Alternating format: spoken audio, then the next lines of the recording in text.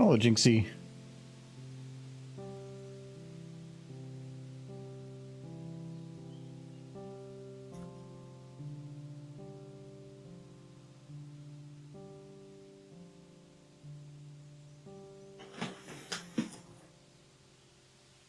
Hello, Matt. How you guys doing?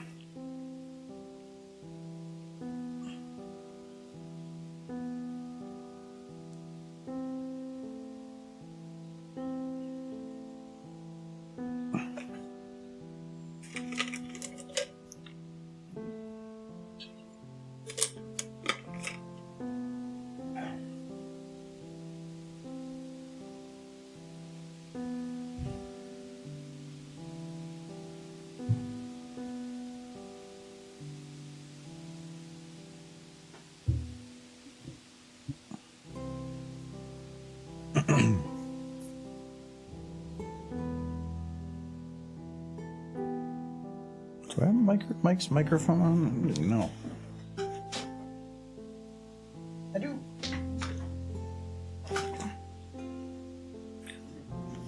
Michael is not here quite yet, but you got the flu. Hello, Brony. That doesn't sound good. Cool. And thank you very much, Jurassic, for the resub. And Dolphin, yes. How are y'all doing today? I am doing wonderful. It is the weekend. It is a very... Oh, God, it's a busy weekend. We got a friend board game hang out tomorrow at my house, and then Sunday morning is a family cookie party, and then Sunday night we're streaming. So, like, I have a couple hours tomorrow morning free, and then other than that, it's like busy. But in 1 week from today, I am on vacation.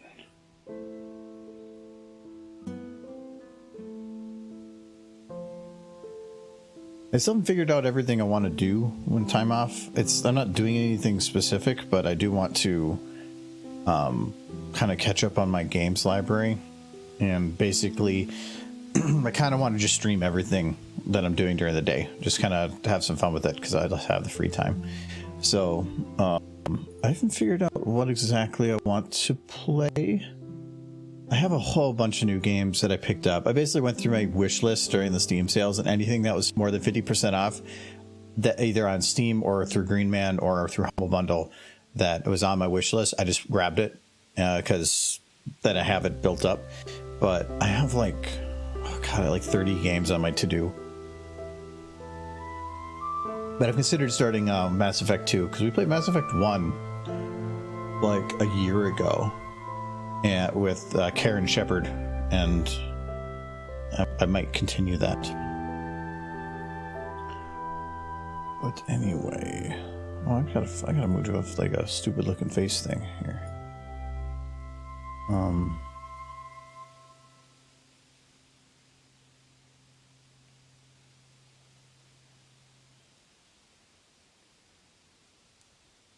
That'll work.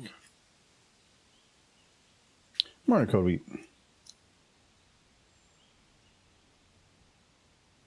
Oh, I don't have my music set up either. I'll do that quick. Okay.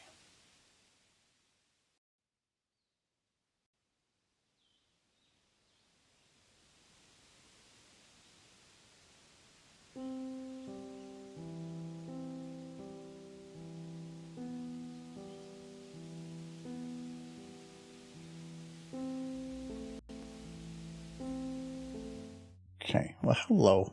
Happy Friday. Cheers, everybody. Michael is still on his way here, so he'll be probably a little late. Adam is also out of town. He's at hanging out with his family for the holidays, so he won't be back for a couple of weeks. Yeah, he's actually gone for about 2 weeks now. Make sure I got everything set here. I do. Where were we at on this? I think we're still focusing on getting this one done. Because if we get this one done, we can... all the rest shouldn't be too bad.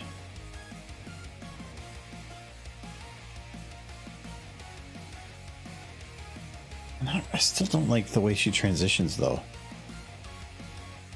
She kind of has a little bit more of a wobble than I wanted. Maybe I'll just start blending that.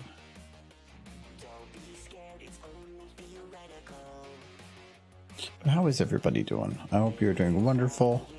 You have a good, exciting weekend planned. Unless you work on the weekends, then hopefully you had a good week.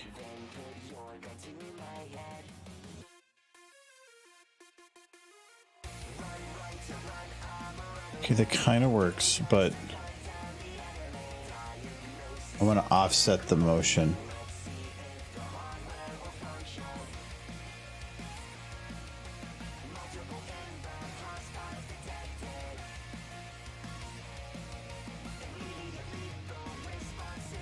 That's not too bad.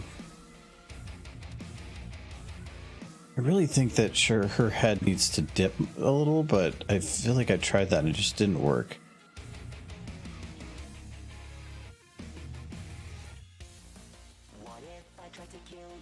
Yeah, that actually works. You know what I think the problem is? Her eyes are not looking anywhere at this thing. Let me fix that. Let's move it like...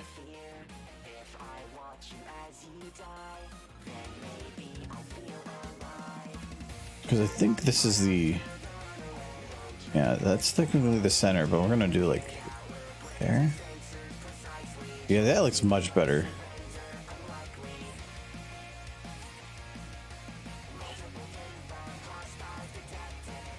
Okay, now we're gonna try... See if it'll let me do this. The transition from there to there, we're gonna speed this up.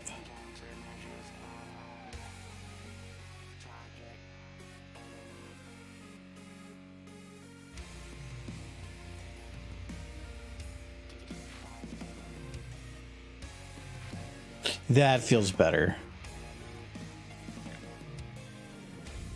Once it's going, it stays in shot. Kind of.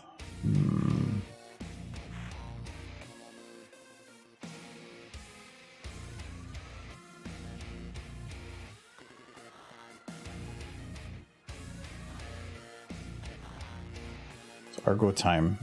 It is me. How is the silver?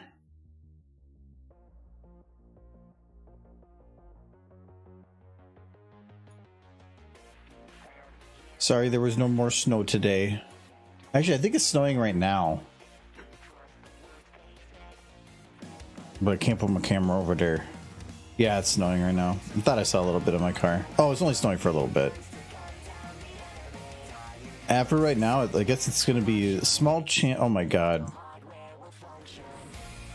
A little bit overnight tonight, but then they're talking more snow on Monday.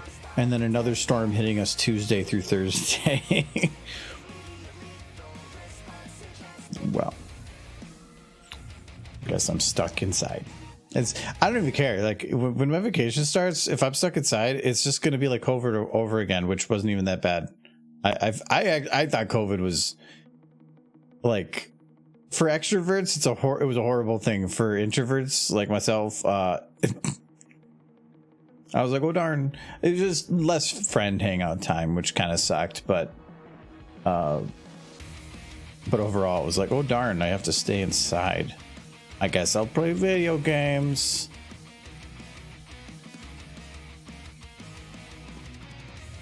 Yeah, that feels a little better. By having the full gun visible, because it's going to be very quick, and so motion blur is going to kick in, and it's going to look like this, then this, then this.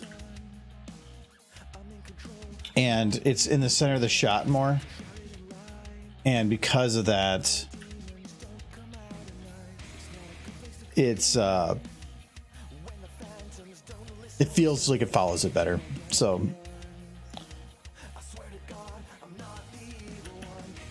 yeah, much better. Very tired but happy it's Friday. Me too. I'm gonna be exhausted by the end of this weekend, but for good stuff.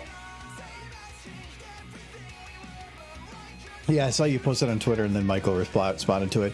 So, like, yeah, snow is fun, but, like, both yesterday and today, I was outside for an hour shoveling.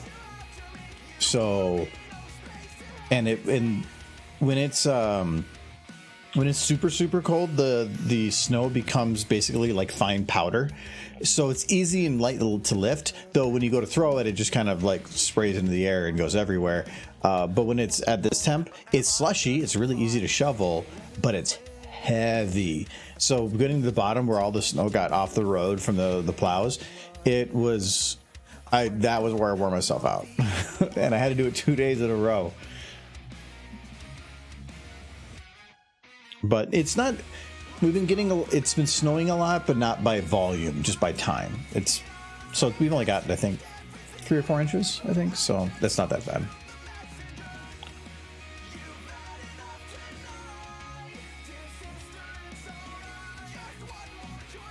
Do I want to have the camera do anything here? The focus changes. I wonder if I can do like a little bit of a zoom in and then be like, yeah, like this little really quick, like,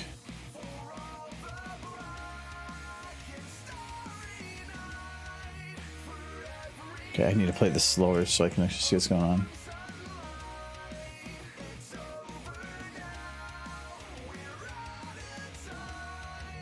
I'm kind of okay with that, actually, though I think I'm gonna slow down that end bit, see if we can just kind of smooth that out. Oh, no, that included the very end of that. We don't want that.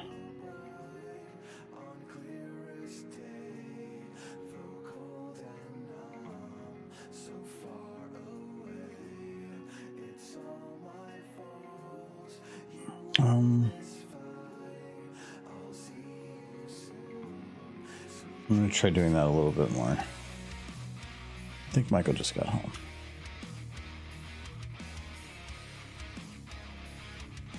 Yep. My phone buzzed. Somebody was at the door.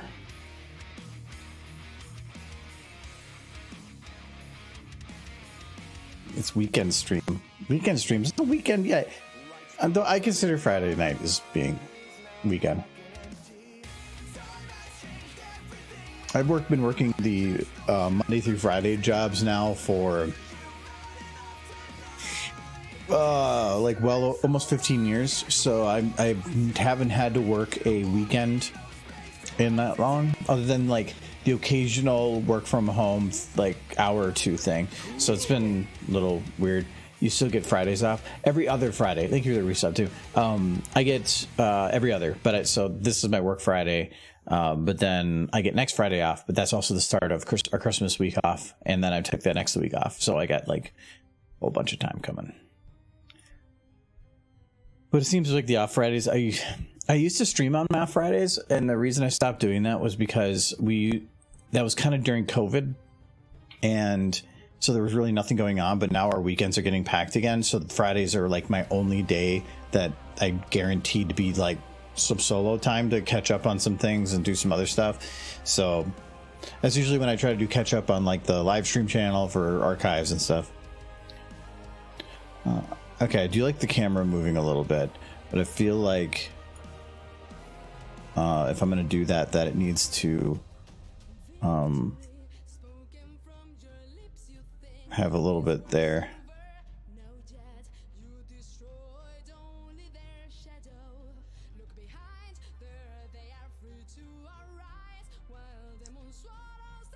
Okay, so this does have a little bit. I want to make sure that. Okay, the camera will work correctly. Camera does, like, when you render it, the camera will act correctly, but when you're doing it in preview, the zoom changes at a faster speed than the movement, so it tends to feel like this little like pop of that doesn't look great.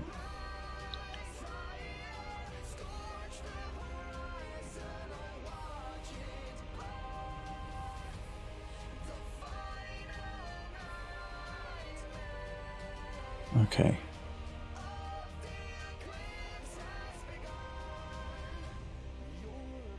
So I think think I can. Is this one? Oh no, they haven't marked this one yet because I haven't done the end of it. Okay, let's finish the end of this. This shot is so close.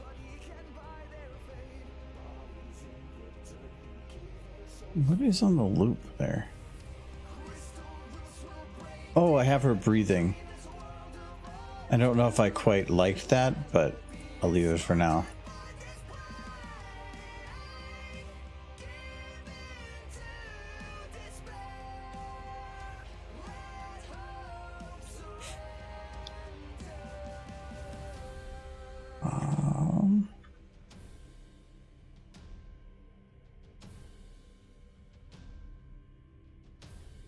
Why do you like this?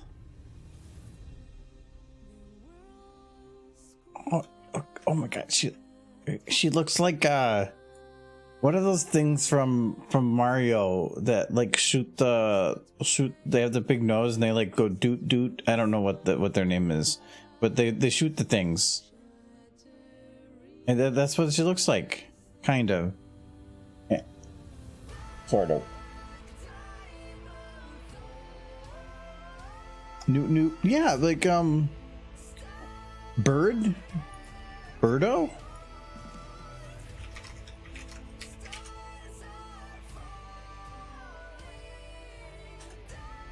Yeah, Birdo. It's like a Birdo. Bullet, yeah, but I think I got it. Bullet Bill. I mean, I guess that's like when the Birdo gets excited.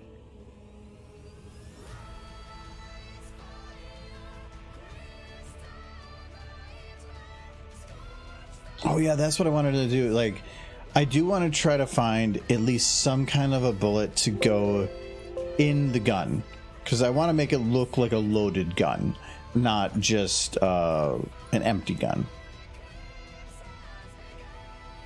But if I remember right, the ones that I had in there were kind of like crappy looking. Like,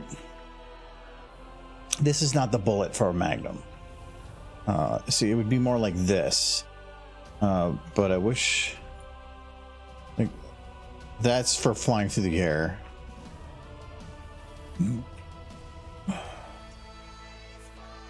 Why did they not have like a... Okay. This is where you go to the community because they're cool. Cut to me like 5 minutes from now saying community is stupid and doesn't have anything I need.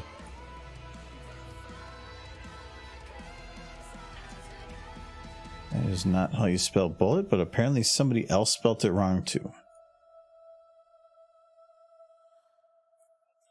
Pinkie is a Birdo, seems on brand somewhere. Probably. Yeah, see, I have this one's, but this is a complete unit, but this isn't. I mean, I can fix that, but... Let's see here.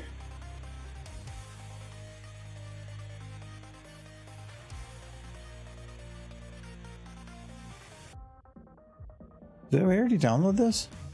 Is this the gun I'm using? No, it's not. But that had good bullet.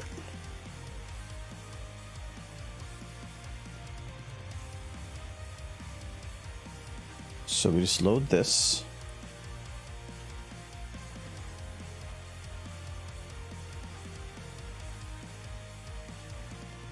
And we steal the bullet.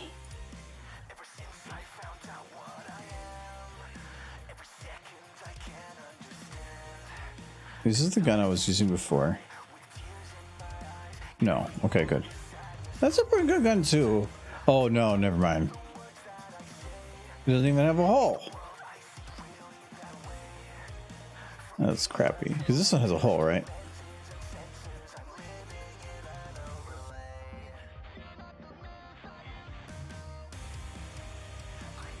Yes. I can see it in it now. I love when the textures are almost exclusively controlled by other lighting. Oh, the other gun's in it right now, but...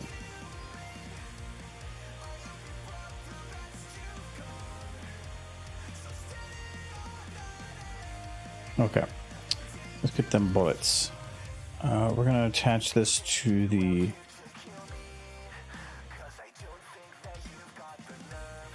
pivot?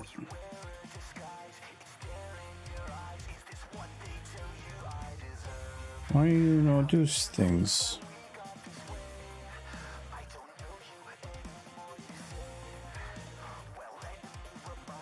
Oh, because it's the wrong gun. I want this gun. There we go. No. Oh, I was looking at the wrong gun.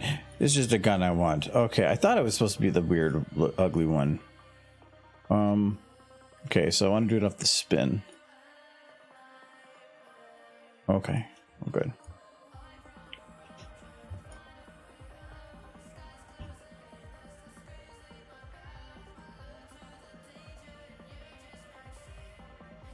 Hello. It's Michael. How was Michael? What's happening? Oh no. It's chicken. No, I didn't. It's chicken. You weren't here, so I did chicken.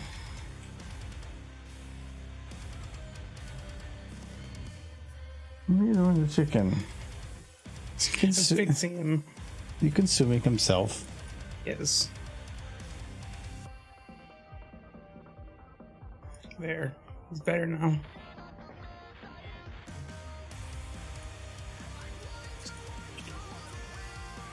No. He's better. I'm gonna be evil the chicken. He's evil. What am I evil to anything that you like? He's gonna leave him like that. He's fine. You can't even see him. Just missing his head. I showed them. You gotta put him at the very, very edge on the right. Here? No, on the windowsill. On the very edge. There, now you can see him. Good. Headless now. Didn't need it. Ready for KFC. Yes, cheese cakes. Look what I got.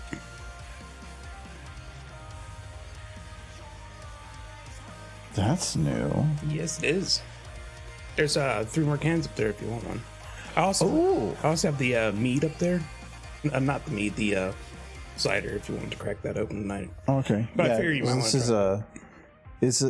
I love the Mexican honey from Indeed. Oh, it's backwards, but and this is Mexican honey noir American style dark lager. Actually, you know what I really like about it so far? 6%. It's the other one's like 8.9. What's an imperial? Yeah. I actually found out what this is orange in there too. I'm very curious. That's a good find. I actually found out only recently what it means what the imperial means. The Russian imperial. It means more booze. Yes, but I thought it was like a Russian style that came from Russia, but it was what was shipped to Russia. Because in days of old, lower percentage alcohols would freeze and transport to Russia. Because Russia's cold. What is today's ghost fact? Today's ghost fact is ghosts are attracted to disco. Yeah, you put up a disco ball, they want to get jiggy with it, like instantaneously. So if you want to meet ghosts, just find a disco ball. Like those crystal balls that those like one ladies use. No, you just get a disco ball, you put it on the table. That's where you do like the seances. That's how you're gonna get actual ghosts. Forget all that crystal stuff. It don't work. And that is your ghost fact for the day. Ghost fact. Ghost fact. I realize the gun has a problem. If I want to use the bullets, I have to have them in shot. So, just working on doing that. Sweet. Yeah, I couldn't see the bullets before because it was culling, which sometimes happens for pieces of a model if you get it too far from its source, because the engine sees that the model itself is way far away and is like, oh, it's not on camera, so disable it. I'm gonna start drinking. Is that the only one you picked up? No, I picked up some of the The peanut ones? The Indeed peanut ones? Oh, the contains peanuts one? Yeah, it contains peanuts. Okay. I do like those. That was pretty good. Have you found the honey ones again? Because those were pretty good too. The raspberry honey ones, or No, it's the same thing. It's the same peanut butter one, but they have honey in it too. oh, it's probably like Total Wine. Wow, this is good. Is it? This is really good. The can itself kind of looks like a limited edition thing, so I'm hoping that it isn't. Like that. Okay, I don't think this is straight yet. It's your FNAF hallway ambience.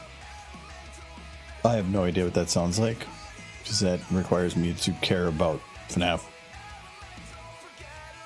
I don't think I've ever played a FNAF game. I played the first and the second one, and I never beat either one and never really cared to. It was like a thing for a while. By the third one, I had stopped caring entirely. I think it was more... I don't think nearly as many people actually played it as watched Let's Players play it. Because I think that was the big appeal of Five Nights at Freddy's, was watching other people get jump scared. That's the way it is with any spooky game, though. Yeah. Like, I've thought about doing some different spooky games on here. Not Five Nights at Freddy's, but like because of that, I'm not a big fan of spooky games, but I know that there's an entertainment value in watching other people get scared. Yeah. That's why that Phasmagoria was pretty popular, but that one's actually kind of fun. Yeah, there was a spook game that came out that I was considering doing on stream. I thought Forest would be more spook, and it kind of had some jump bits, but it wasn't spook. There was other there's been other ones that I've thought about doing though, but I haven't. I mean, 7 Days to Die is more spook than that, and it's not very spook. It has kind of moments where you realize, oh, I'm in trouble, but because that's a game you can very easily back yourself into a corner.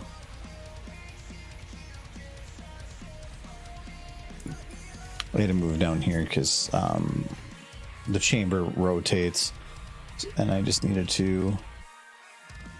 I remember do that in a game of 7 days where I came across more than I could handle, and the only way I had a chance to survive was to jump from the fourth story of a building.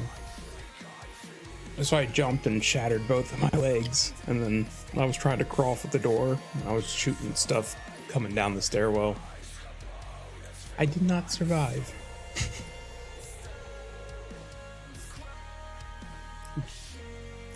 That's a fun game.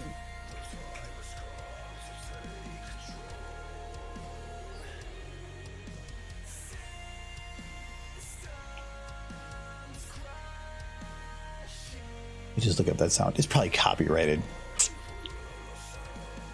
Hello, J Fumco. Okay. So now I got bullets in the gun. They kind of look like buttons, but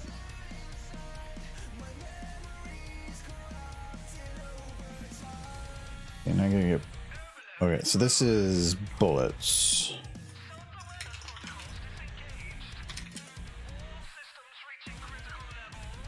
Confident I'm gonna stick with this one, so I'm gonna. Oh no, I need to keep that one. Get rid of this one. This one is gun because I'm anal. Oh, it doesn't need a name in here. Okay, good. Sometimes it'll put the name here, but it was a new model, so don't have to do it. So how was work? You're done. It's Friday. It's Friday. I'm very happy it's Friday, and I'm looking forward to getting my Christmas gift to myself situated out. It's gonna be a hell. I did bring a dolly. I borrowed the dolly. But yeah, but stairs don't work for that. It's got the wheels on the back too, so you can lie it flat. We'd have to clean the wheels to keep your carpet nice, but it's better than trying to haul it down by hand. He got his pinball machine came today. It's just, I think that we're gonna have to unhinge the door. Yeah, I was thinking that too when you said that. because I measured it as 28 inches. Then I went out and measured it. It was 27 and a half. Not that hard to take a door off the hinges. Yeah, but I'm doing 28 from the door itself to there, and it's angled, which means if we went through, it'd have to be perfectly. And then once you get to a certain point, you probably hit the wall anyway. So, yeah, but if we have to go outside, yeah, we will. That's why I'm going to clear a path, and then we'll use the dolly to get around the house. It's the only way to do it. it's gonna be hell. It shouldn't be too bad. I could almost do it by myself with the dolly. I don't want to do it by myself. You're not going downstairs by yourself with the dolly. Yeah, no, that's what I'm saying. I don't want to do it by myself. No. No, you put on the dolly, we get to the stairs, and somebody grabs the dolly from the bottom. Yeah, and then lower. I'm not going to let you go boom, boom, boom, boom, boom down the stairs. Yeah, that would be the way to do it. Like you see indents in the stairs. No. No, I got the dolly because I didn't think we could do it without the dolly. No, and it's not in pieces. Apparently, pinball machines are meant to fold. So the back of it's actually folded up, and it has this spring thing. So you just stretch it back out, and then I think you bolt it back in place. Okay. The legs are separate, and then there's a cash drawer. So it's where all the change goes that somebody would put into it. It'll make so much money. Yeah, it's gonna be over there. It'd be like, gotta put money in to make it work. Yeah. I think there's probably a way to disable it, but No, there is. He showed me all the settings, where the volume is and everything. it's probably the key. I bet you Yeah, there's this free setting. There's like a whole panel behind the key thing. Oh, it's a secret panel. Yeah, he showed me. I actually, hold on. I have a picture. Of the pinball machine. Yeah, well, it in its box. Yeah. Let me just email it to myself quick. Thinking. Show it to the people in chat. Chat, I bought a cool pinball machine. I've wanted one ever since I was a little kid. And it's kind of like finally fulfilling that little kid's like dream. Okay, hold on though. It wasn't an easy purchase, I will say that much. Let me search that for a sec. I was convinced something was going to go wrong before it got here. Like, I was being somehow scammed, or Yeah, that's always a like, little it was like always in the back of my understandably head. touchy. Okay. You're a cool pinball machine? Thank you, I think. See? I didn't know this one. Yeah. So he's got a pinball machine. It's the Guardians of the Galaxy pinball machine. Based around the first movie. This is the back piece that it folds up, so you can see here. There's it's like on a rail thing. And so Okay, so it just folds it back, and then it's- and then the legs just go on as normal. But they said if there's something missing and there's any questions, there's the legs. Give 'em Just to give them a call. So yeah, so it's in the garage right now. Yeah, it's got the key there, and Yeah, that's where the panel is. I'm pretty sure I can hike that thing up on a dolly and we can get it on downstairs. Star Wars Pod Racer is my favorite pinball game. Actually, I think I do know that one. There was a Star Wars one there, and I think that was a cheaper one. It's the one we played in. Yeah, I did not but like that it one just much. it looked like standard pinball with just some skins.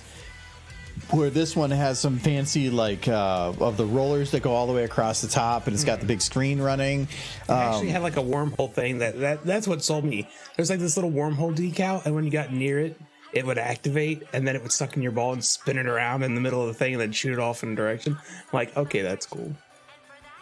It's got a lot of bells and whistles. Costs more, but you're getting more, so makes sense. But no, it'll be interesting once we actually can get it down here. Is your plan to do it tomorrow morning?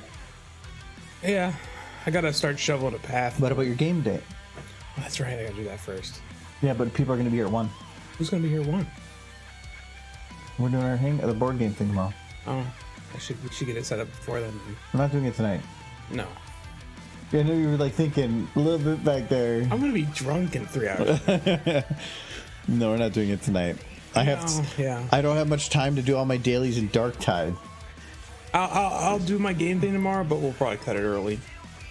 And then You're not going to have time to bring it downstairs. I know you want to have it set up in time, but what are you talking about? The dolly's gonna make it so easy. you got to clean out all that snow, Michael. Yeah. The snow leading all the way around the house. It's just gonna make a path. Yeah.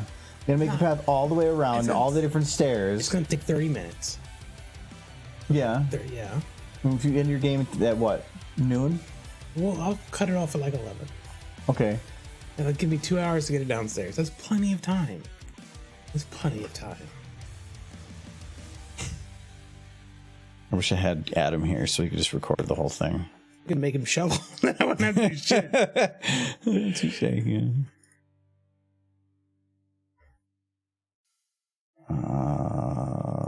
That one. Okay. There's a couple things I still need to get downstairs. I do want to do a retro game corner, but there's a couple other things I want to do first and prioritize. But I want to get a little couch and a little stand with like multiple different spots for game consoles, and then find on Craigslist a CRT that still works.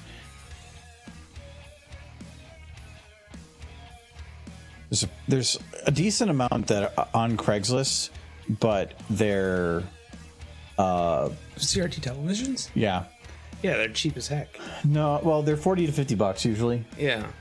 Some they're free, but the thing is, you're gonna go there and spend $30-$40 or maybe, and then, but how do you know it works Turn it on. when you're there? Some of them are just sitting on a curbside, Yeah. but if you already bought it, It's $50.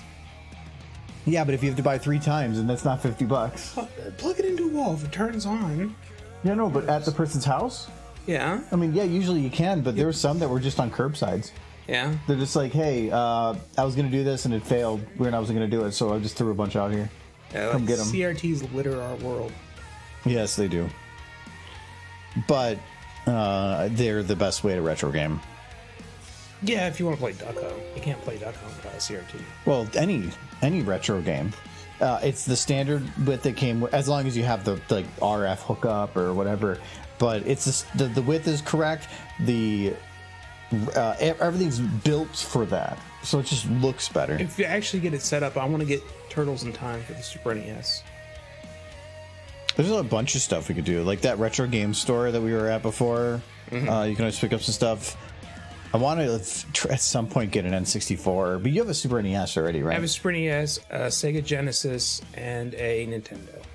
Yeah, those are good ones. Adam's got I think GameCube could run.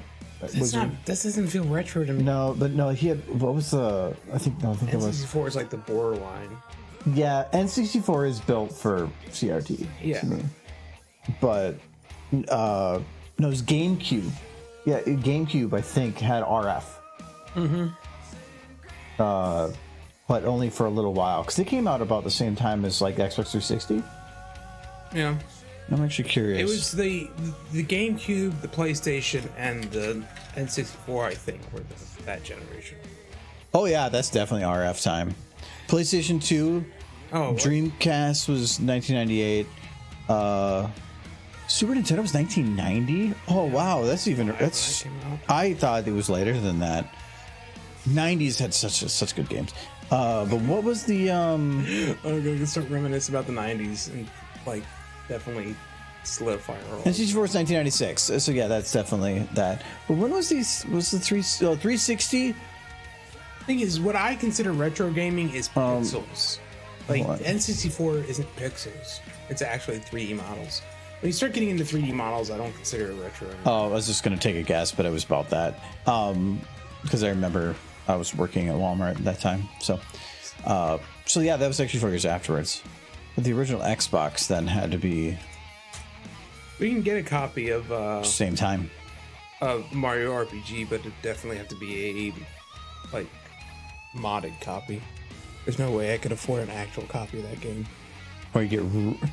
Well, you could just go to a pawn shop for the next 5 years. It just keeps. Nobody's going to give up one of those copies without knowing what it's worth. Yeah, it's finding somebody that doesn't know what it's worth. That's the only way you're going to do it. And then I'd feel bad. Like I never owned a copy, but I had a couple. I did own a copy of Final Fantasy VI. You did? When it was Final Fantasy 3. Yeah, I have the American one. You have a copy of that one? They're expensive. I know I have the original. I have the original Final Fantasy. I don't know if I have any of the others. I might. Oh, no, I have it somewhere. It was on the Super NES, right? Final Fantasy 6 was, yeah. I might have it. I haven't gone through that box in a while. I know I have the original Final Fantasy for the NES. I do have a copy of that. I don't know how much that's worth. Probably not a lot. I've played it. It works. Didn't beat it. I want to see, like... Got pretty far.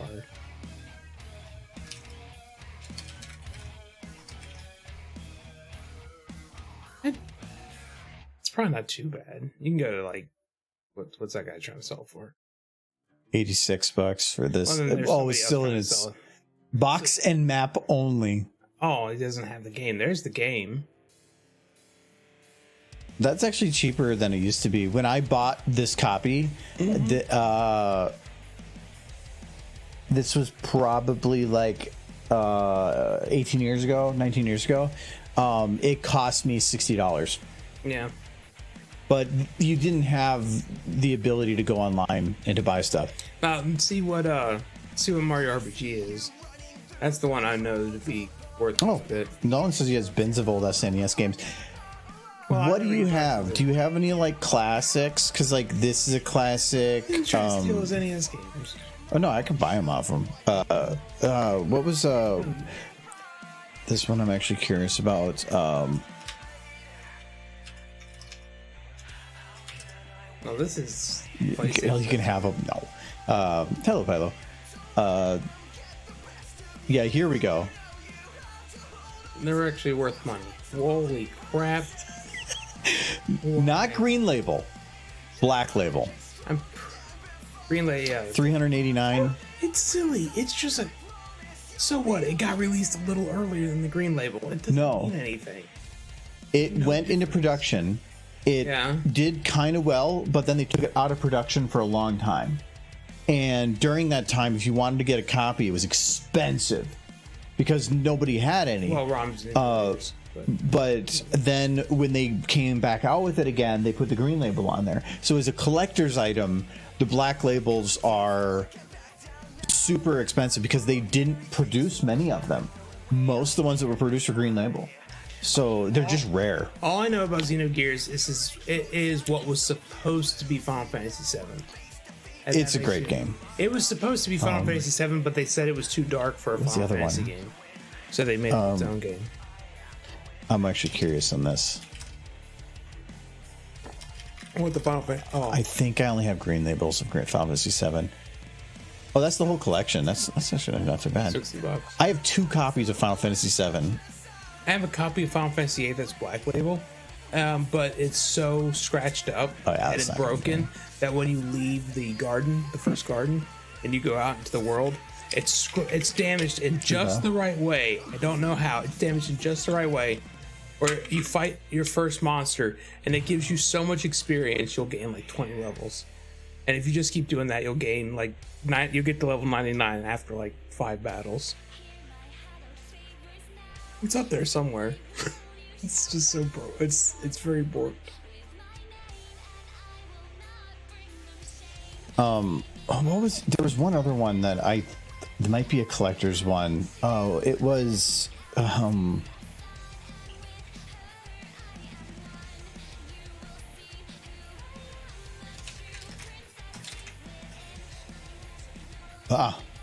Yeah, I think I have that one. that one they made a lot of.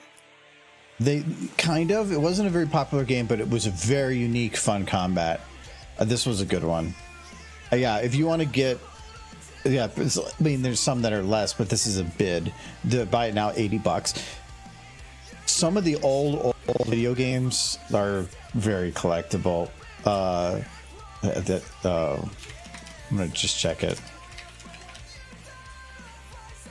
What is this one priced at? Oh, that's it? Yeah, they made so many of those. It's a super popular game too. I don't think I have green label. I think I have black label on this one. Yeah, I have black label somewhere. For those who don't know, black label was the original release, and then if they ever went to release it later, they would usually put it at a discount to $20 at that point and green label it, which meant greatest hits. So yeah, I think I have a green label of 7 and then a black label of 8, but they're not worth anything, and my copy of 8's so damaged. The main games I have are Vagrant Story, Legend of Dragoon, Final Fantasy VII, 2 copies because I think I accidentally stole one of my old friends, and then 8 and 9 on the original discs. The interesting thing about Legend of Dragoon, the PlayStation copy is still the only legit way to play it. For Dragoon, yeah. It's never been re-released on any other platform, which is a crime. Well, it felt like it was a good Xenogears. Game. Yes, because it was a good game. Xenogears was a kind of its own thing. Legend of Dragoon was fun because it felt like you were doing Dragon Power Rangers. A little bit. Because that was cool. But it had a good story, and I can't remember the story. Good gameplay. I kind of remember it. But it was essentially PlayStation's own. Like, it was a PlayStation title made by Sony. It was kind of their answer to Final Fantasy, though they already kind of had Final Fantasy. But it was good. It was a good game. Here's one. I want to see if you've ever played it. Yes. I played 1 and 2. I don't think I played 1. I think I played 2.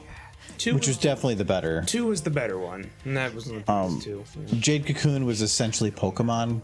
Yeah. But it had some cool mechanics to it. That was really fun. Oh, you know what? The one game I still have? Who's the guy that makes Persona? I've never played a Persona game. Wait, close to the microphone. No, it's like it's the guy's name that's on it. I have no idea. I've never played one of them. Like, Jay's the one who like super loves Persona games. Because they made a specific game. Oh, Shin Megami Tensei. Mm-hmm. Okay. He made. Oh, I just remember the name of it. Digital Devil Saga. Which ended up having a second game. It just wasn't as good. This is the one I'm curious about. I still have a copy of this one. And it was expensive at one point. Oh, you can actually get it pretty cheap now. Oh, no, that's the deluxe box set. That's like still the same game. Yeah, but I'm talking about as a collector's item. Okay, so this is 1 and 2 and it's 70. That game at one point had so little printed that it was like $100 if you wanted to buy it.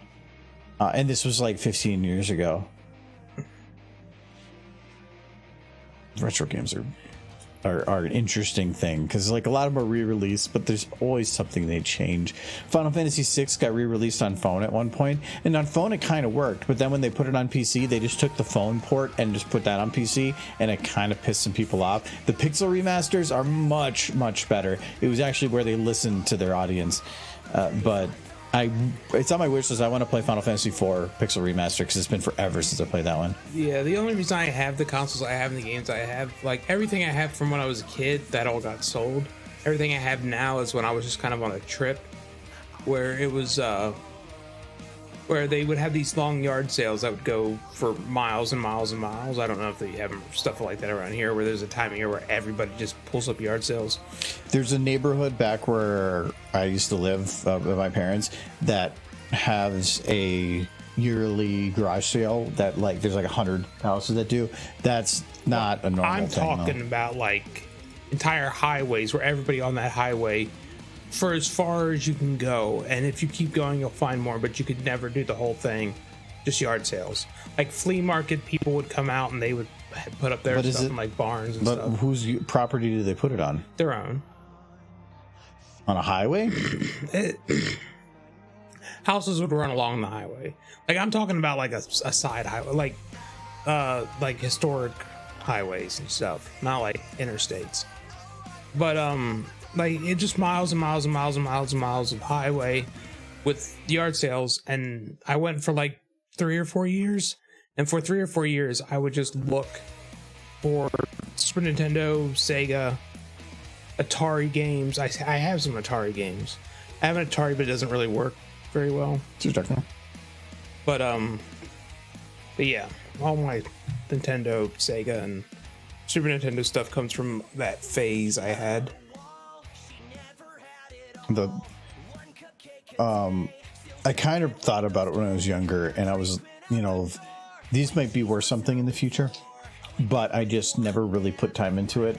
And there's some of those games that, by the amount of time that passed, you could probably have done an investment better in something else. But there's something fun about owning a piece of history compared to just owning a stock. Oh yeah, like when I was a kid, I definitely owned an original copy of Mario RPG. It's gone now. I got sold in a yard sale. Yeah, when I was a kid. So. I'm kind of curious on this. Okay, I know this isn't going to be worth anything. I want to see if they have collection. Oh my god! That one's worth a lot. If it's new, it's still worth quite a bit used. Well, it looks good. I own that whole thing. The pieces are spread around. This is the one with the super huge case. Yeah, it was super big, but it came with like thumbstick covers. It came with a memory card box. They all came with that eventually. Oh, the PS2. No, like it was a cover for the memory card to put it in for a carrying case. And it came with like a collector's book and whatever. I still have a lot of that. But that came with 3 games in one. And I remember actually when I was at the store to buy that, I forget so much shit, but I remember actually standing in a Walmart buying that. But it was actually the first. Oh, can I actually find this? Is GameFAQs still a thing? No, yeah, I think GameFAQs is still a thing, right? Princess Luna. Okay. I want to see if I can find. I wrote a thing on here. You wrote? Look at you, just providing the FAQs. Yeah. It's still here. Holy crap. It has my A. Nelson 3 item FAQ. I found there was a thing on there where you could bet certain things, you'd get certain things in return. I found a pattern to it and I cracked it. And so I wrote this huge thing about what you can do for trade-ins to take advantage of this system. And what drives somebody to do this? This is what drives somebody to be like, I must let the world know? Mike, it's the same thing with like when you do mods for things. You're driven by adorable horses. No, you're to give them to the world. It's your way to create and do something. Thank you for the stupid fist. One second, Matt. And so I found something that was cool and I wanted to contribute to a community. Mm-hmm. And it's the same thing with like now with animation, or it's what kind of got me down the road of doing this and then starting to do modding and contributing to the Halo community for modding. And then it's always like finding a little something.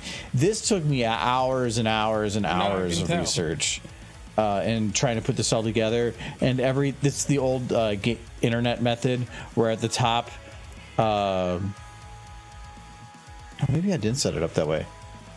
I thought I did. Where you could search by things using hashtags, but I don't think I did that. But yeah, that is like some things. This is, oh my god, I can't believe this is still up there. This is 2003. Yeah, you were a little boy. Ooh, and I get my own link. Yes, it's so special.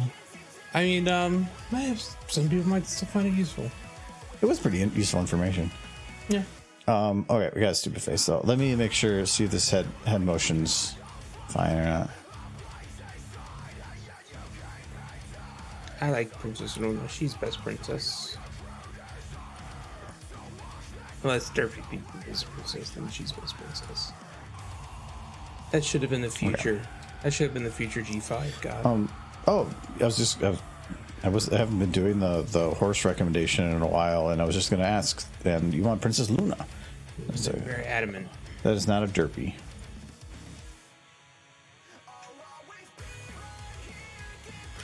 Okay, we got a couple different Lunas though. We got we got like the armored Luna, and we have like enhanced Luna, and we have casual Luna, and we have beheaded Luna. That's weird. We have lunar module. This worked. We have Luna banner. It's a that's just a rod for not it. A derpy, unacceptable. Matt wants a Luna. That's all right. Luna's good. Do we want season 1 Luna? Do we want Luna or Luna? Well, that's the good season. Actually, the Luna models are kind of old. Yeah. Like, you like this one? I mean, it's that season 1 Luna. Yeah, that one I feel like that one just didn't fit. I do like this version of Luna more. I think the only explanation they ever gave for her changing was she was weak and then got stronger. I like She needed babysitter Luna. she just needed to eat some fruit, get her vitamin C back up. She had to eat some banana peel. Yeah, and meat. I don't know. So many ponies. We can do Armor Luna. I like this one. Just ready for battle. She's gonna attack the pancakes. Yeah, that's what she could do is like go grrr, the pancakes. Not a derpy, unacceptable. I mean, we can load a derpy too. But we always. They could. I understand that Derpy is your favorite horse, but I also love that you immediately will force her into any and all relationships. The Derpy Luna relationship was popularized very heavily by the same person who did like Gamer Luna. That was the thing in Gamer Luna. Is it Luna, or is it because you just want booping horses? Gamer Luna I'm pretty sure it's a little of both. Did the shipping with the Derpies. All right, so we got Luna, and she's gonna It was a good ship. she's gonna go to war. We're just gonna go to war with. She's very angry. She used her butt to blot out the sun. What? Her butt could blot out the sun and create night forever. I have good ideas. See, I'm gonna use this as a stand-in. For her butt? No. Oh.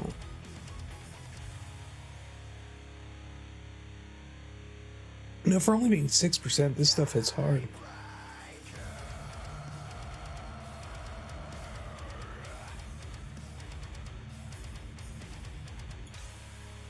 Okay, we're gonna go to here. Gonna add a tribute. Oop, come on. It's a good moon. You know what the best type of moon is? I can't answer that. No, or this is the best. The best one other is black hole sun. Oh, go back. Wait, where'd it go? Oh, sun. There it goes. Won't you come? See, it's a black hole. You can just slowly get towards it. Mm-hmm. I think that's really weird. It's mesmerizing, is what it is. Yeah, it actually is. All right, we're gonna go. We need to make this basically yellow, so let's try a. Are you turning the sun into or the moon into a sun? That's like blasphemy. Pretty sure. It's round. Wow. See? So I made a sun. Out of the moon. And we're gonna put. Where's Luna? Luna. You're about just gonna eclipse the sun. Okay, so she looks over at the sun. 15 eyes up. And she's like, oh wait.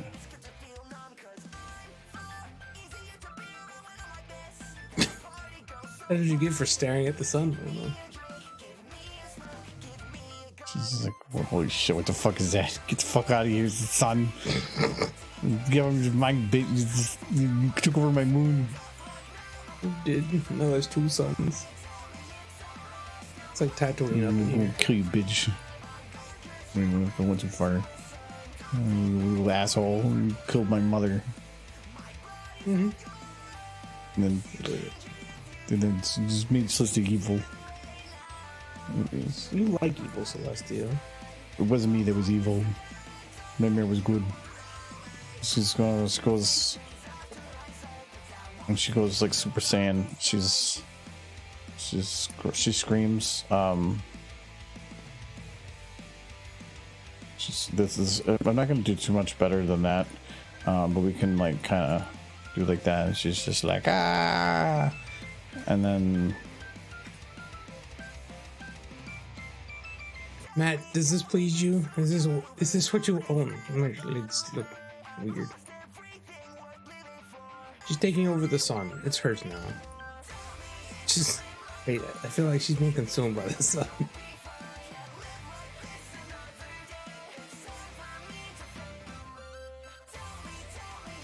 You got warm buttons.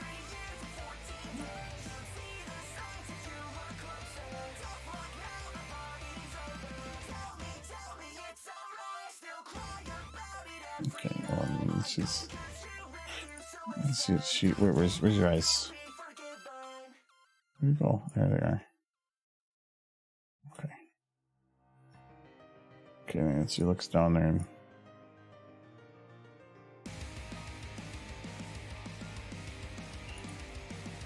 Hear that rocket ship taking off again.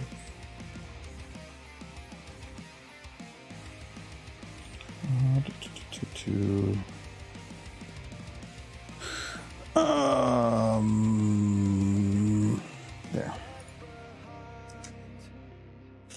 And okay.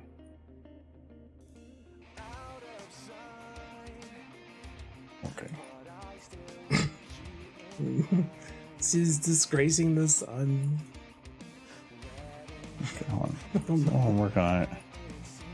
Well, step one. It's like, how do you like that sun? And he's like, how you like that, you little bitch?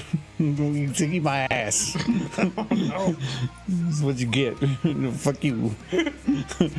He's kind of warm though. It's kind of nice. It would be kind of nice. It's very toasty. Yes, but then she realizes. And now we all know where sunspots come from. Yeah, then she realizes that she kind of likes it. Nice. She just goes back at it.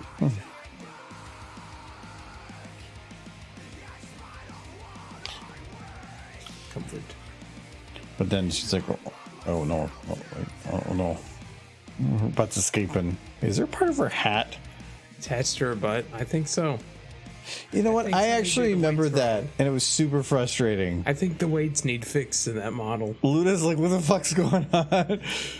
It wouldn't be that hard to fix if you really wanted it fixed. No, I don't need it. What is a Derpy X Luna ship called? What is a Derpy X Luna ship called, Nolan? Because I feel like there's a punchline to this. Oh no, she's coming. Or are you just legitimately asking?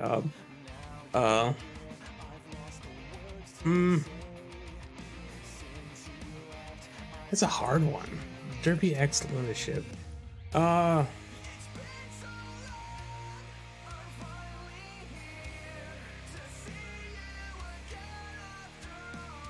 I want to say like Luna Hooves.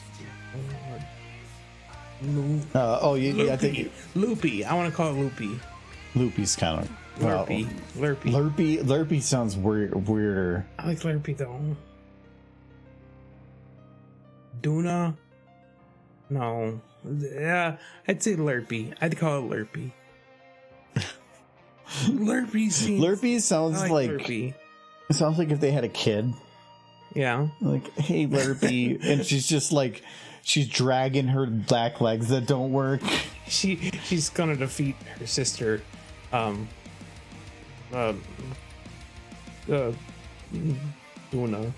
who's a cupcake horse.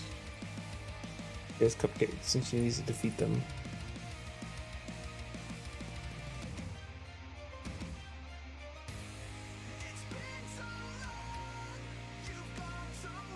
Okay, the most important question of the night. Do you want to try one of these? Or do you want me to crack open the Snickerdoodle mead? I kind of want to try one of those. Okay. But like this is Luna, she's like doing swoon. No, It's like it's like really. She's like. Turns out she likes the sun. It's like Luna, what you doing, Luna? And she's like, go away, this is my son. This is my son. You want to get out of there? She's like, go the fuck away, bitch, my son. It's very comfy. The moon was cold. The sun's like all toasty. Like it's like the whole surface is a warm electric blanket. Except for tail, she likes to keep it. Oh, that's her hair. She likes to keep it cool a little bit. It's got to breathe. Okay. It's very stuffy in the sun. Not a lot of oxygen in space. There we go. We did the thing. Yes. Hello, Paprika. Alpaca. That's what it. Yeah, is that Luna and Derpy is called alpaca. How's that working? Doesn't have to work. You're trying to figure out weird, funny, weird. Well, her other name is Muffins. Yeah. So like Luffins. Lovin's. Luffins. No. Luffins. I like Lovin's. Luffins. Moon muffins. Moon muffins. I'm already kind of enamored with Luffins. Oh, I just realized that I have a problem here. Though her name is Debbie, and I will stick by that forever, but their ship name is Luffins. I do need to fill this shelf back here. Do you want me to bring you one then? Sure. I guess. I did really enjoy this. Yeah. Dark lagers are my thing. As long as it's not hoppy, which tends to be what I kind of run into.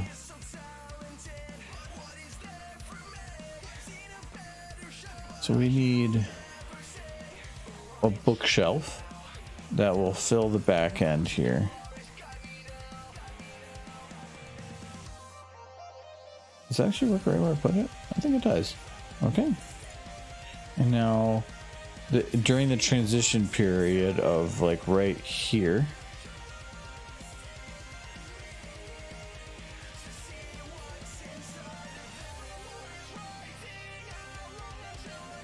you need to have that bookshelf move away though.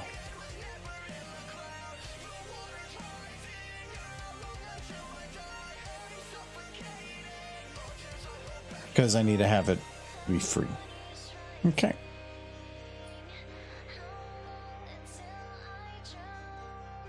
So this is going to be bookshelf moving. Okay.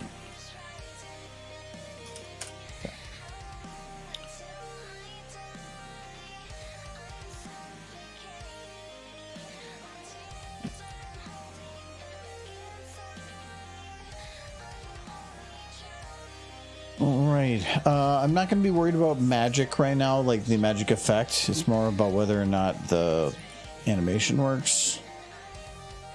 I could probably clean this up more, but I don't know if I care enough.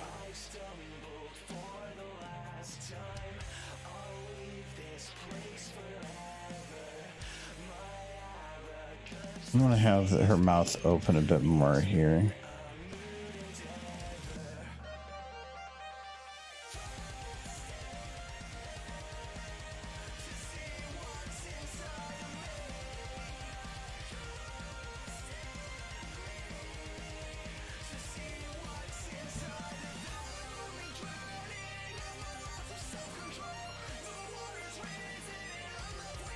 Sweet. Thank you very much.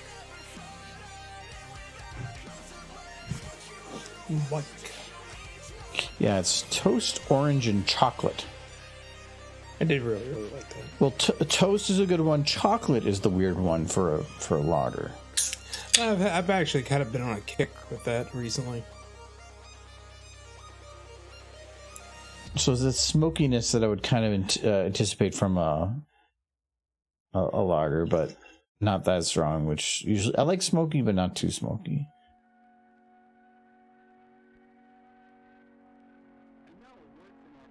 Okay, did I do a good job? I did pretty good with that. A little bit too much on the phone, but a nice color though. Like that too. I like both of these, but I knew I liked this one.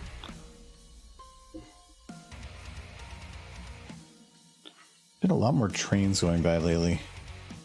Yeah.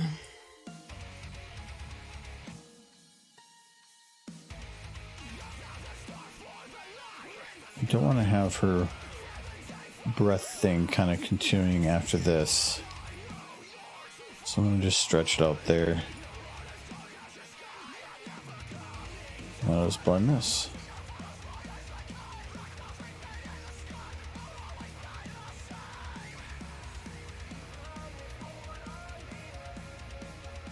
Instead of like a teeth thing. Maybe more like an O. No, where's Silver tonight? There's like, Oh, about the no snow. Hello, Sir Edward. She was here earlier. She? Yeah, and she complained about not having any snow. Not snow. Yeah, she was on Twitter being upset about the no snow. Then I showed her pictures of snow because it's kind of everywhere. I called it ice trash. It is. That's what it is. I don't want to be driving in that crap. It's the reason I was like 15 minutes late getting down here.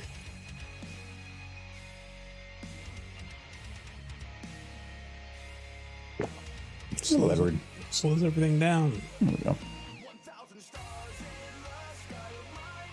She's doing Overwatch stuff. Wait, she's doing both at the same time? She's playing Overwatch and Magic? So yeah, this is kind of like, it's the Mexican honey without that sharpness that you get from having that extra booze in it. Yeah. And a little bit more... Just, it's like the other one, just tastes a little darker, like a little more toasty. I really liked it, personally. That's something I'd get again. Yeah, I like the Mexican honey, but that 8-something% is a little tough to stomach if you're going to have more than 2. How much is this peanut one? That was not that bad. Probably doesn't even say on the can. Some of them say, some of them don't. I guess it's not a requirement in Minnesota, but I think the percentage you have to. it's not on there. I don't know. I don't care. Tastes good. It's beer.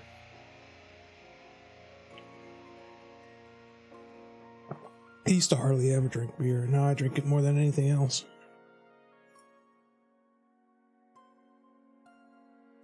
I feel like Twilight needs to react a bit faster. Why isn't her slow reaction kind of the, emphasize how unexpected Pinkie is? Well, because then it gives her a reaction time for turning around. And like this whole thing in here only happens in like 4 seconds to go from Pinkie being like there, turn around, to then attack. I am noticing that the gun is changed over to the old gun. I'm sorry, I'm back. You're apologizing that you're doing your job. You're doing things. You're like playing Magic and doing Overwatch stuff. Magic is her job. Overwatch is a hobby. Yeah. Now you're like watching the stream. There's only so much one can do. How is the Overwatch babysitting? She doesn't have to play with us anymore. We did game. We did game. This is correct. We had some games that were good, but then like when Silver decides to take off of her weighted toga or the Goku, when she takes that off, and then she just literally ran around with her eyes closed, just shooting in random directions and heads flying. Like it kind of makes you feel like, I don't play in a video game. We're with the Babbies and her amazing. Is any yellow alpacas included? Yellow alpacas? No. All I have is a purple one and a pink one. Which is look, this is the new models that came out. They're very good. They do have so accurate. They're very so accurate. They do have a downside though of like they don't really work from some angles.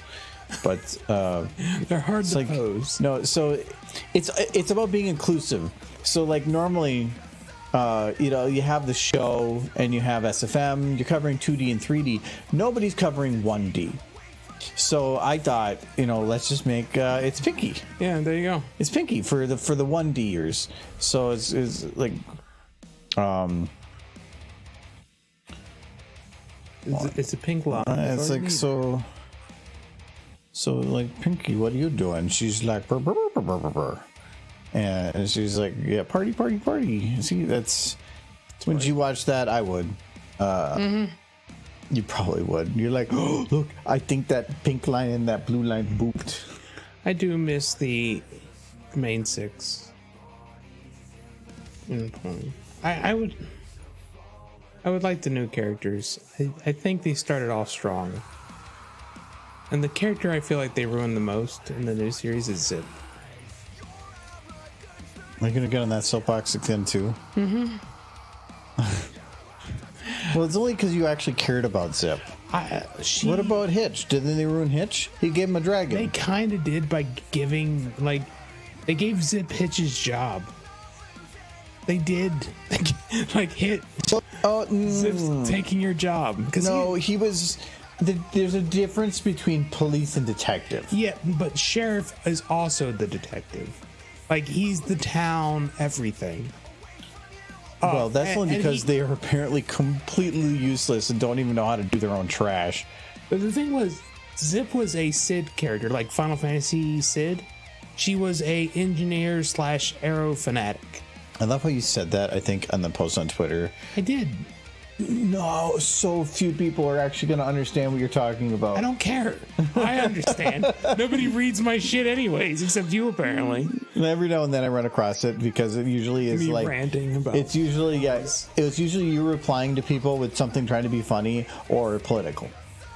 Or me ranting about horses. Yeah, anything that's longer than 3 lines is definitely you bitching about something. About ponies. No, it's that or politics. It's fine. Or something.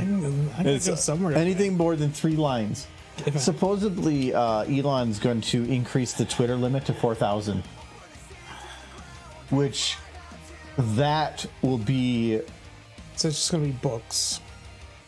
More than likely, it better have a read more button, but then it's getting rid of the reason that to me Twitter exists. So well, I was happy I found Little Film Shy on Mastodon today. So the amount of counter free speech stuff he's been doing about blocking certain things, though the Mastodon thing, it might not be a blocking thing. It could be that he claims it is malware. Well, yeah, but it could be that anything, because somebody showed that you can still link to it. You just have to put it through a link in a different way, because it could just be that .social is considered to be a something. No, if I took my Mastodon account and tried to put it on my website and it said is malware, it only recently started doing that. And he what is it called? He blocked the Mastodon Twitter account, or he suspended it. With the amount of and a bunch of reporters he suspended. Yeah, that's where he's starting to block all these reporters and stuff, which sounds to me like not free speech. They were doing negative press on him and he didn't like it. Actually, the one that angers me the most is the plane guy. Yeah.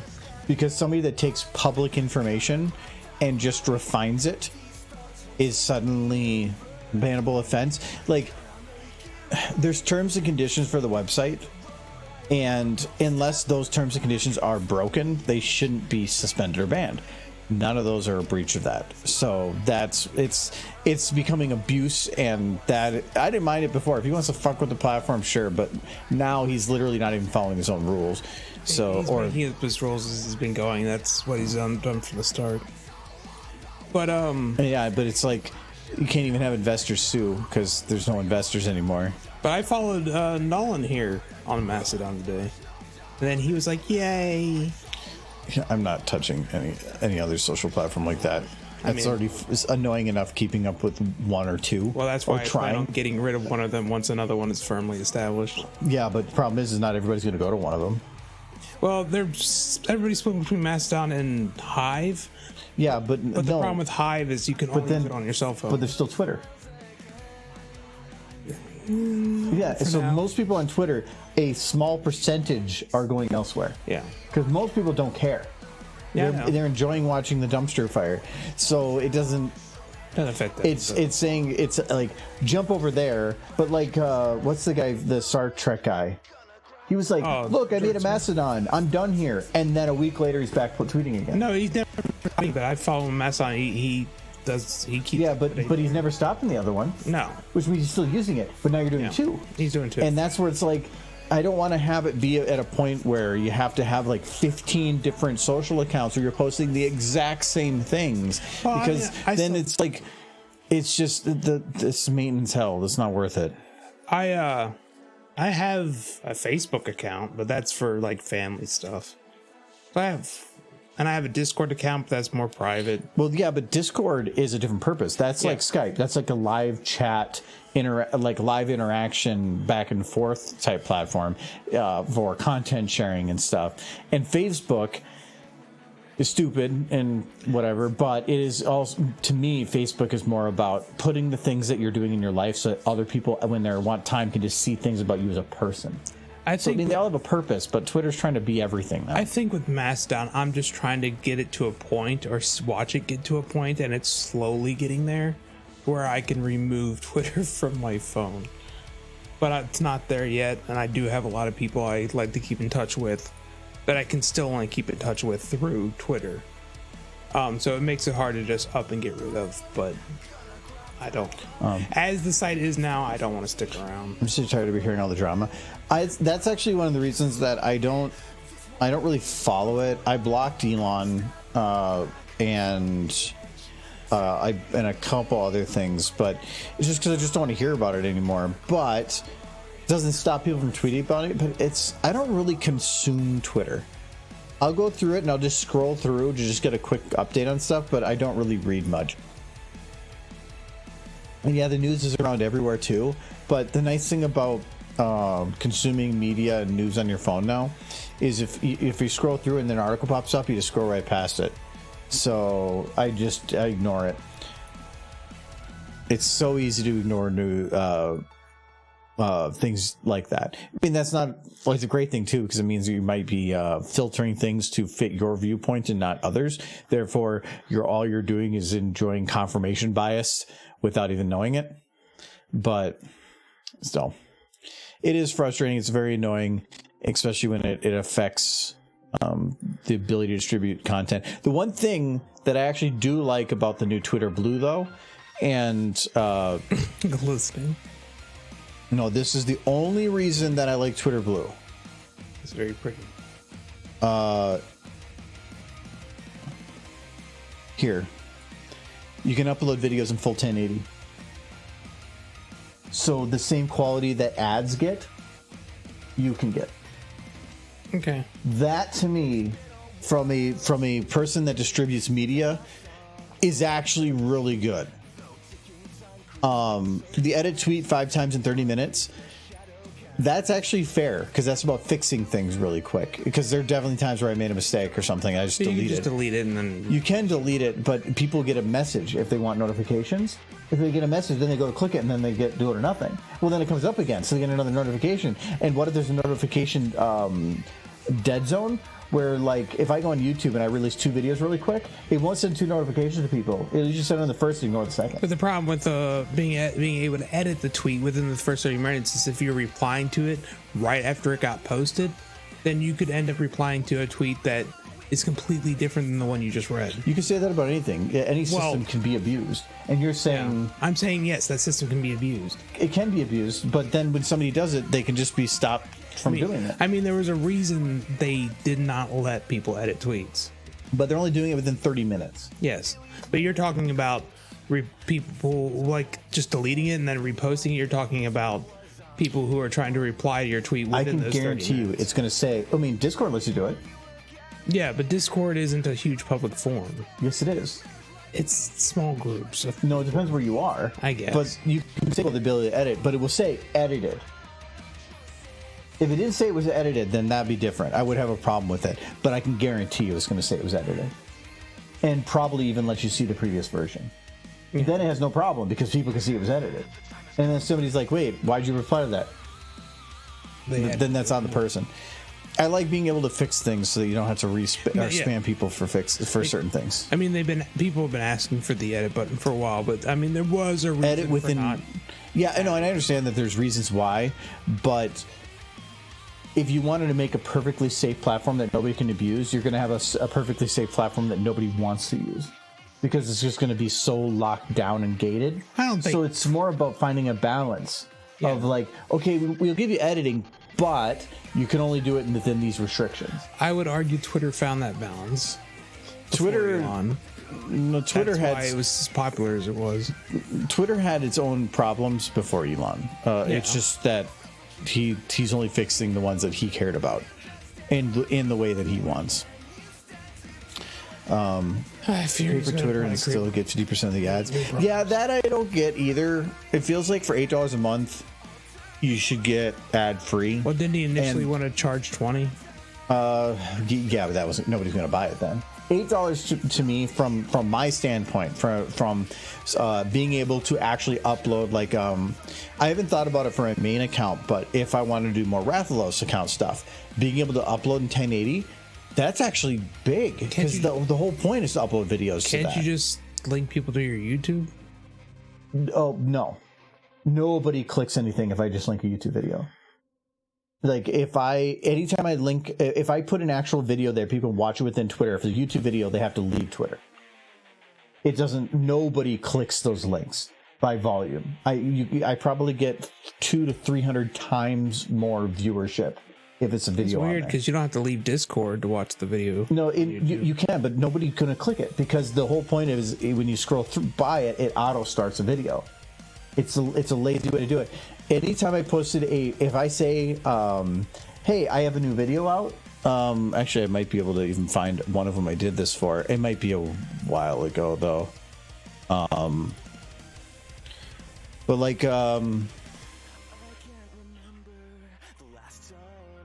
here, hey, look, I made an animation, 79 likes.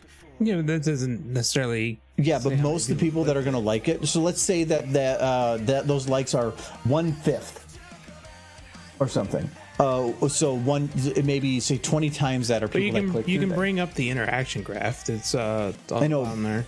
Yeah. So okay, 3,000 people saw it, and only under 300 people actually clicked it.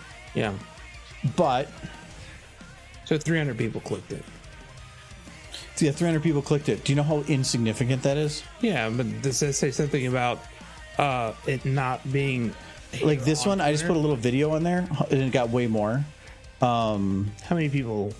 1,000 views. 1,000. Anytime I make, well, these don't count. These are advertisements, so they never really get too much interaction. For one of the videos I did a while back, I actually uploaded the full video to here to see like viewership. Oh yeah, here. You don't post on here. This one, I put the whole video on here instead. 1,400 likes, 12,000 views. It's because nobody clicks the links. Yeah. It's all, they want to see the video that's on there. So could I link to YouTube? Sure, but then I would be spending, anytime I made a video for the Rathalos channel, I'd be putting a whole video up on YouTube. That wouldn't work very well. Nobody would actually do it or interact with it. That's why, no, I don't like social media, so I'll enjoy the chaos. Yeah, I don't really like social media either, but I still have to do it to a degree, so I do it when I need to. Well, we are a social presence, but like for a main account, I just don't see a need. It's little gifts and stuff. I don't need higher quality, but for the Rathalos account, I've considered it. But I'd have to do more on it to make it worthwhile for even $8 a month. The upload limit varies depending on which server you upload to in regards to Mastodon. I was on Mastodon before it was cool, like 2 years ago. Do you get a special badge?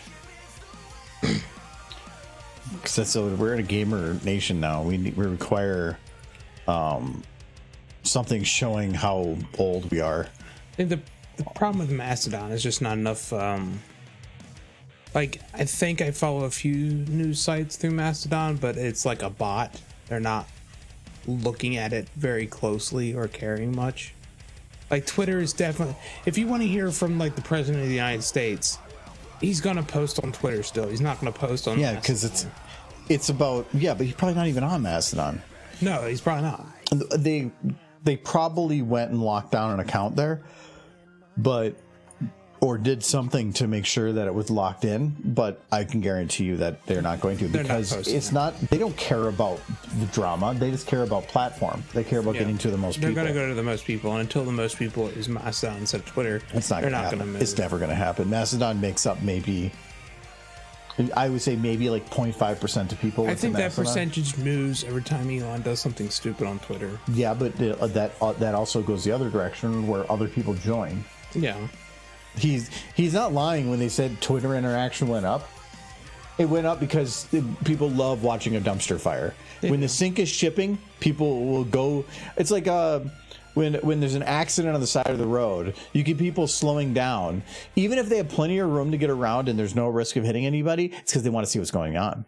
They need to look over there and be like, "Ooh, what happened? Is somebody okay? Oh, whoa, there's an ambulance. Now I have a story to go tell somebody when I get home that somebody almost died. It wasn't me. It was that random person, but it was important." People love watching drama shit. That's why because they want to be able to tell somebody about that cool thing that is disastrous to somebody else's life. Well, that's why stuff like Jerry Seinfeld, not Jerry Seinfeld, Jerry Springer, and Ricky Lake back in the 90s was super popular. Yeah, those people wanted to see that, but I don't even know how much of that was real or staged. Oh, I'm pretty sure it was real, but they definitely found people that were going to work it up a little bit. They found crazy people they knew would sell tickets, and then they put them in front of a camera. That's what that stuff is. It was real. It was just proper nuts. When a sink is shipping, I never heard that one before. Oh no, it's the idea of when something's on its way downwards, because a ship sinking isn't a fast thing. It's not like boom, gone. It's a slow burn as you're watching it go down, and people want to watch because the amount of people that pull out their cell phones to record things, and then they're going to take that and then bring it to their friends and family. They can be like, "Look at this thing I saw," but flip that story, and that person that was recorded is now having the worst day of their life. Maybe somebody in their life died. They're not unsure of how they're going to get through the rest of their life. But to somebody else, it was an opportunity to just show to somebody and be like, "Ooh, look at this cool thing." I feel it is. A lot of those are very insensitive. I don't gawk at accidents when going by unless I need to make sure I don't hit something. I've had parts on the road and stuff, but it's insensitive because somebody is in a very hard spot and everybody else is just sitting there trying to make a tweet so that they can get the likes. And it's just, I don't like that society we're in that regards to things. I would just fumble with my phone. Barely know how it works.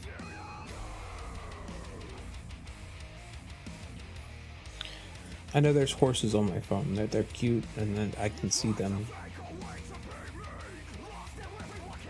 It's my primary reason for using Twitter. Because there's cute horses on that thing.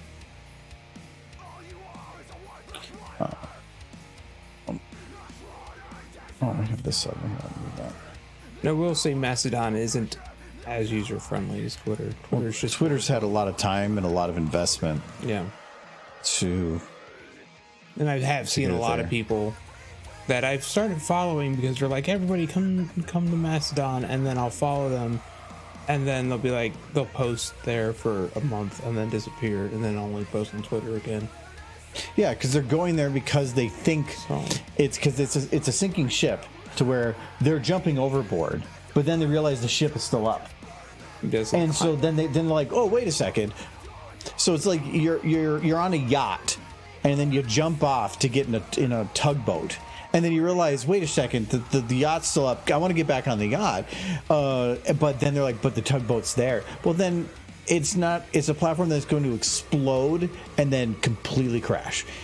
And the problem, I don't know if it's all, Mastodon's all locally hosted or is there servers? There are proper official servers that are hosted by Mastodon, and then there are side servers. I think my account's on one of the side servers.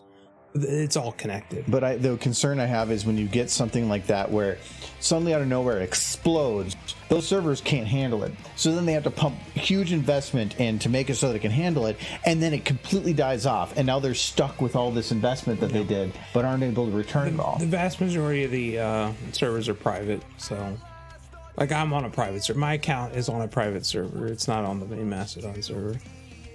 It's on that Equestria social server.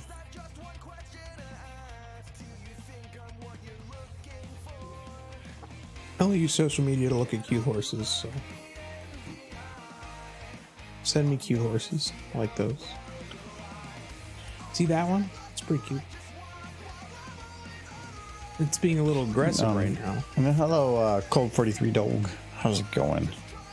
We're talking Twitter because that's what everybody's talking about. That is the topic of the moment, isn't it? It's just in the tech world, it always feels like there's always one big thing that happens. Otherwise, it's kind of there's a lot of big advancements going on, but it's all kind of behind the scenes with slow burn.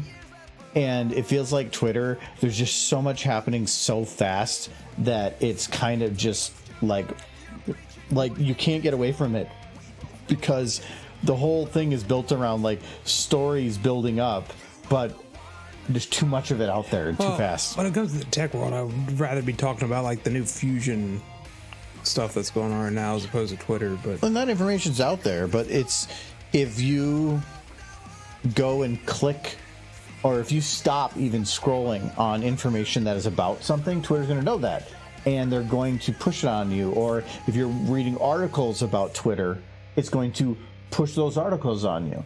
It's the same reason, like if I go to I had a new computer that I built for encoding using some old parts, and when I built that, I went into my browser, and when I searched something, it normally would come up with certain recommendations. It didn't, because I wasn't logged into anything, so it didn't know who I was, and so it wasn't tailoring those search results based on what it knows I usually go to. Because I could go to like YouTube and it would recommend certain things to me, but on that it wasn't, because it doesn't know what to do with. So the more it gets to know you, the more enclosed you get into an environment, so where you start thinking all the world knows this one thing, but it doesn't, because it's just that you're in the walled garden, and within that walled garden, it's a very popular thing, because that's all you're getting about it. Yeah. So is that a big thing? It is, and the information is out there, but it's also going to be giving you all this other information about the things you click, because how many times you click an article about Twitter?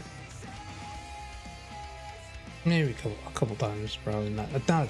Yeah, but if you're doing it in a couple weeks, it's going to look at that and say, hey, he wants more information about that, and it's going to start filling, even if it's not the one you're reading, it's going to start recommending it to you. So yeah, it's I read up on some of the things that have been going on with that. I had a friend I talked to, play a game together. He didn't know anything about the fusion reactor in California, which surprised me, because I thought that was something everybody was aware of. But yeah, different people, different interests. Mm-hmm. We're built. You can optimize profits and viewership by ensuring that whatever people normally watch is all they ever given, but then you get people that are just getting worse and worse confirmation biases because of it, because they're like, but this is what everybody thinks. No, it's all you're ever shown. There's a difference. I have this horrible habit of staring at the people who fill my blood with rage, so I don't get that confirmation bias so much. Yeah, but you're being given the stuff so that you can. No, you're getting confirmation bias the other direction. No. You're given the information that you already hate so that you can lean into it more. Well, I'm watching the other side, though. That's the part that's filling me with rage. I know, but you're not going there to get a good, proper opinion. You're going there because you know it's going to piss you off. But I can hear their opinion. You can hear it? Pissing me off, yes. That's not confirmation bias. That's my personal, thought process being applied to their opinion and going, I want to kick you in the shins.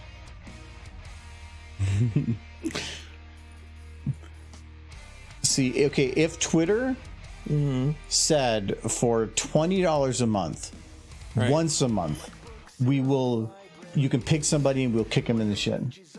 Would you pay $20 a month? They actually gonna kick them in the shin? Yeah. Yeah, I'll pay for that.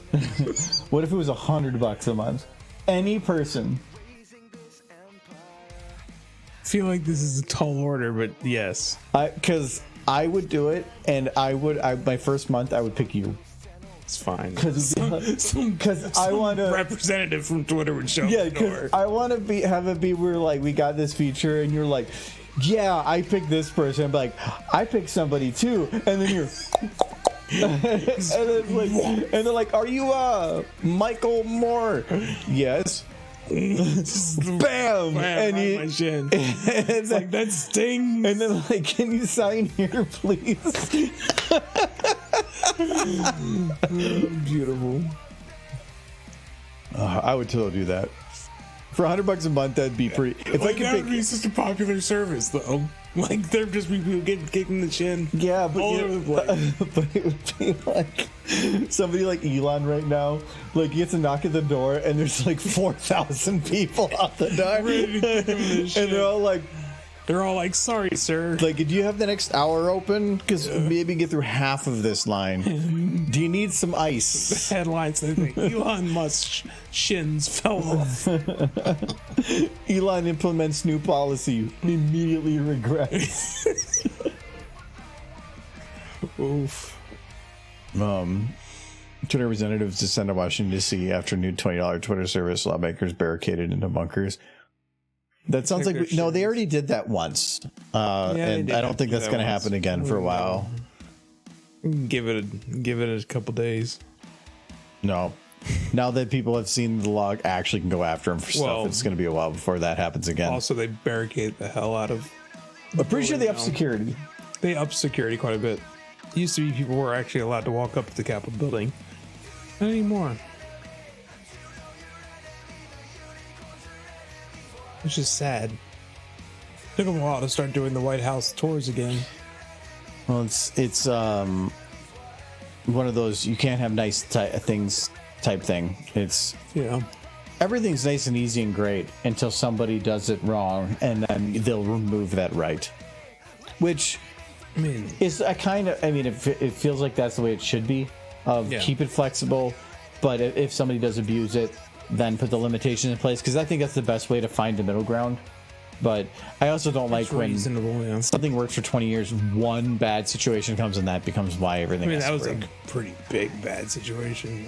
Yeah, that was. Well, it could have been worse, but well, they could have succeeded.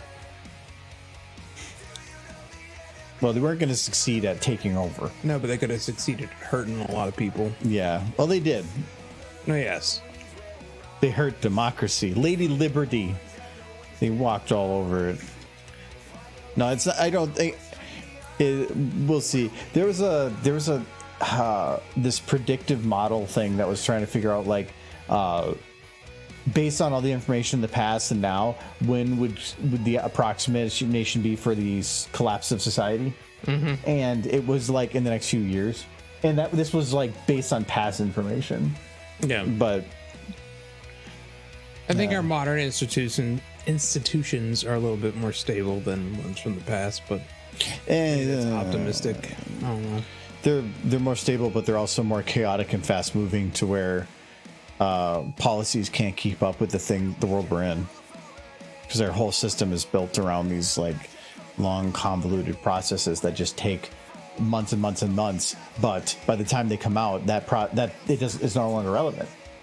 So because we'd be like, oh yeah, we don't care about it. Like, we have laws for NFTs now. Are NFTs still a thing anymore?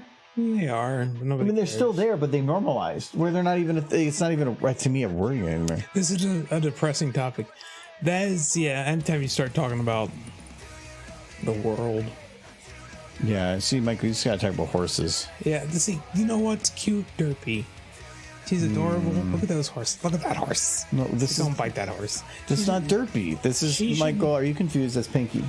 Pinkie should nibble Twilight's ear. What? What? No. See, this is the kind of things we shouldn't be talking about. These things. I don't know about the nibbling on the ear. Well, that's just because you're not. You're not cultured. You don't have the creative mind like I do.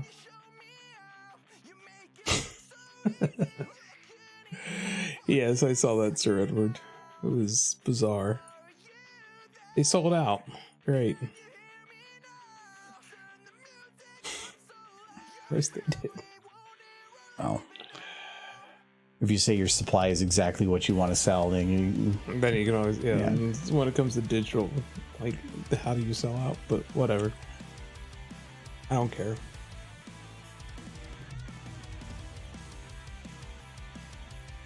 I like beer.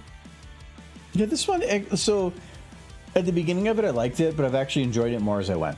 That's one I would buy again. I like that more than the other one. The other one I like, but after one of them, I feel like it's hard to want to open another can of it. This is one where I feel like I could actually open a second can. You're free to a second can if you want. Oh, no. I'm good right now. I still have other nut ones.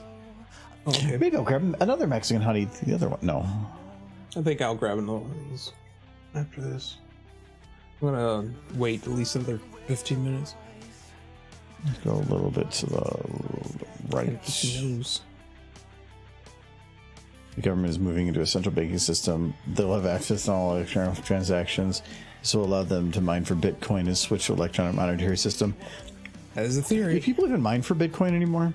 The whole kind of Bitcoin, I'm sure they do, but a lot of those places went under when the Bitcoin dropped like half of its value.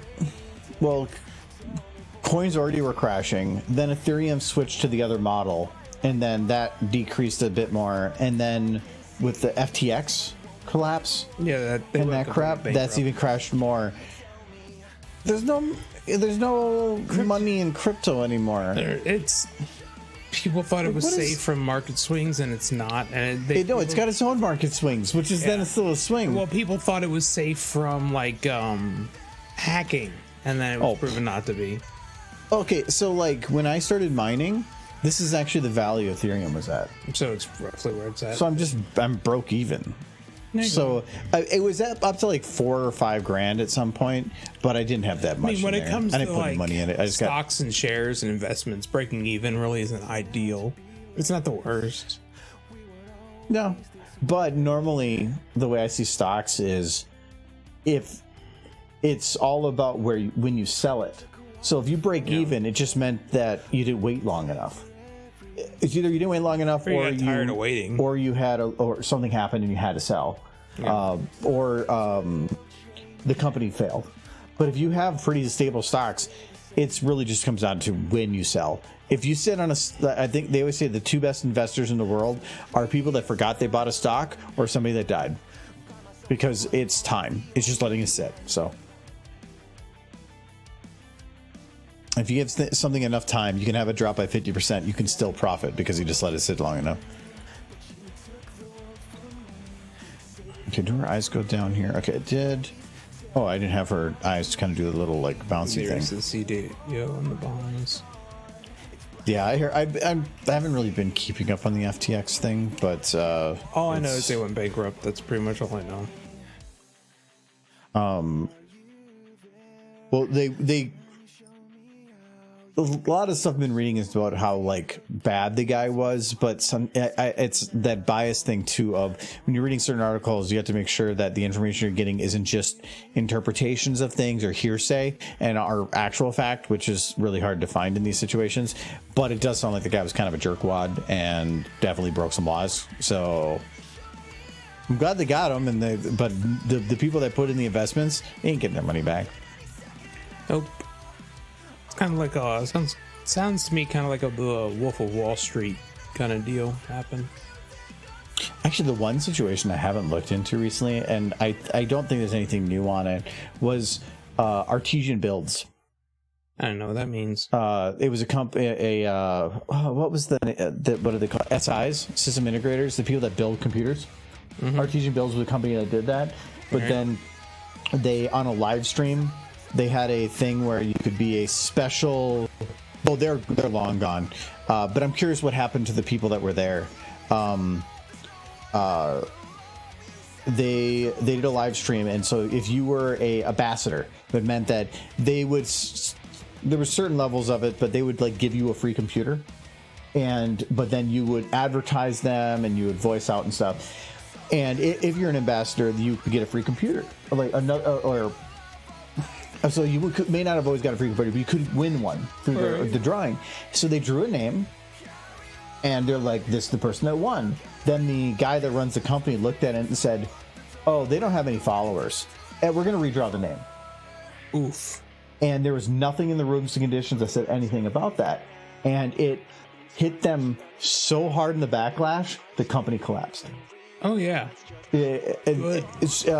Jay's 2 cents was really cool and built the person a computer and gave it to him for free to make up for it, but it's still they collapsed hard, I mean, if followers were a condition to winning, then they should have like said, okay, you can only enter to win if you have this many This guy followers. was an asshole. This guy was in this. It's not just that situation. That was the one that took him down, though. Yeah. But I'm curious on that. Gamers Nexus did a whole thing where they were like standing outside the building looking in because they basically everything was untouched because it was in bankruptcy and stuff. So, yeah, he was an ass. They doubled down on their assholeness. Was it good PR? You could say there's no such thing as bad PR, and it was PR. Wow. But it was bad enough. So yeah, I'm just curious if people want about. There's that one streamer SI now. Did they go there? Like Star something? Can't remember. No, it felt bad because that one guy literally got like dozens of people fired because he took the company down. It's just. I showed it at one point. I had an email from them asking me to be a ambassador and to join their program, and they would build me a computer. And I'm like, this sounds sketchy as shit. Because last thing, like, oh, I got a computer, but what are you agreeing to? What obligations do you have now? What do I know about you? That scared me, and especially since I also know very well that a lot of companies like that, they'll have one group making the computers that they're giving to the people that are going to be public, and then the other one that goes off to the people that just buy it normally. And at Artesian, they were two different groups completely. And two different sides of the country. So whatever the person got, they can be like, oh, this is a great computer. Yeah, go buy their stuff. This is what you get. Not really. So it was, man. I love Gamers Nexus does a whole thing where they go and buy anonymously computers and then they review them through SIs to just show you like, hey, this was our experience. And this is what it ended up being like. And they haven't had a positive experience ever, I think. SIs are nice, but they come with some big drawbacks. Everybody, every time I hear somebody joining some sort of like group thing on Twitch, I don't remember what it's called, but they always regret it after. Same with YouTube. Group thing? Like when there's somebody who's running like a, oh, we'll recommend your videos to more people if you join our thing. Like the buy followers? Partnerships or whatever. Oh, the YouTube partnerships, I don't know if they're still a thing anymore. Are they all gone at this point? Well, if you want a good example of why I would never do a partnership,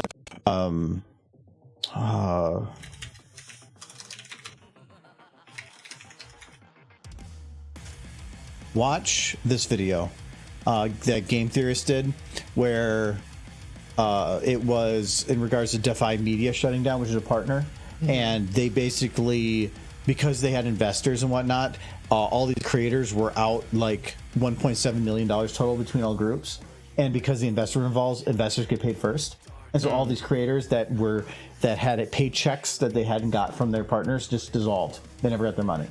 Oh. So it was. This is one of the partnerships used to be very important. They worked as the in-between to YouTube for monetization. They were acquired for a while. They were a good thing, but it was now YouTube does pretty good job with that. It's kind of like a union where the partnership was acting as the union to do all your deals for you and work as the in-between at a fee, but then YouTube was like, I just did everything much better to try to say you don't need them anymore, and they're doing a pretty good job of it to where do they help? Yeah. Is it worth the fee? Now it's kind of borderline. You could say that by getting rid of all of them, that you could be putting yourself back into a position that you have no power. Yeah.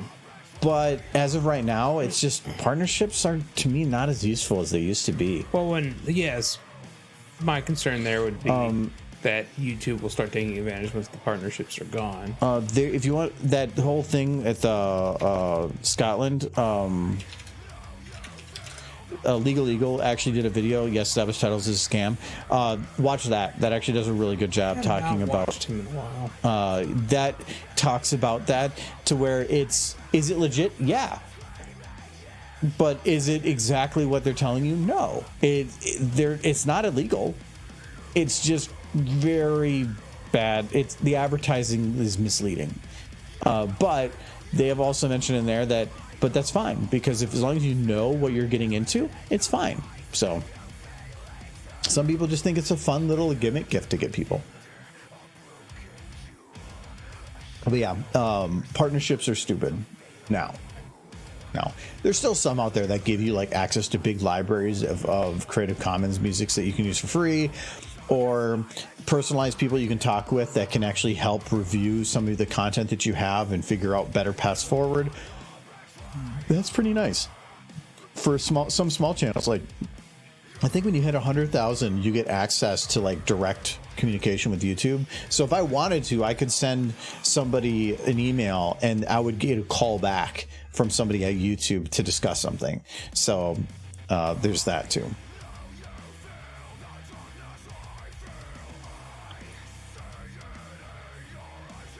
Okay, her eyes are bouncing a little fast. I'm just going to slow that down, and I think we can call this one kind of good.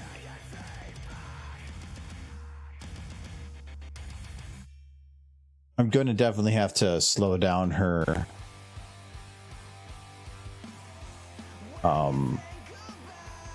not slow down, play with her eyelids and stuff, but I'll consider that like later thing. We're just going to close her mouth a bit more.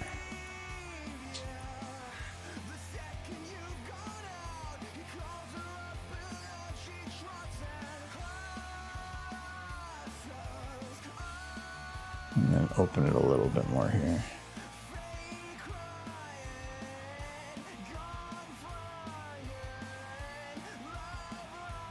Okay, there we go. I'm not a huge fan of like how she's breathing right now, but I'm gonna leave it for now.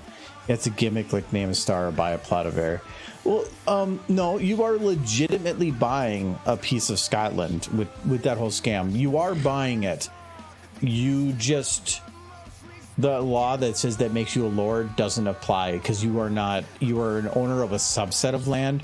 Well, it's only the main owner of the larger plot that actually gets the title. The people that own that large plot have a lord or lady title, but you buying a subplot doesn't.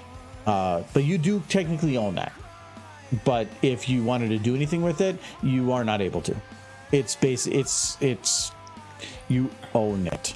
I can't see how that's going to work out in the long run, because at some point, all these people who bought these little tiny plots of land will die, and the ownership of these little tiny plots of land will be forgotten. And at some point, Scotland's going to have to figure out, no, because what do we do with this? You own it, not from Scotland. Yeah. You own it from the owner. Yes. You are by contract able to own it.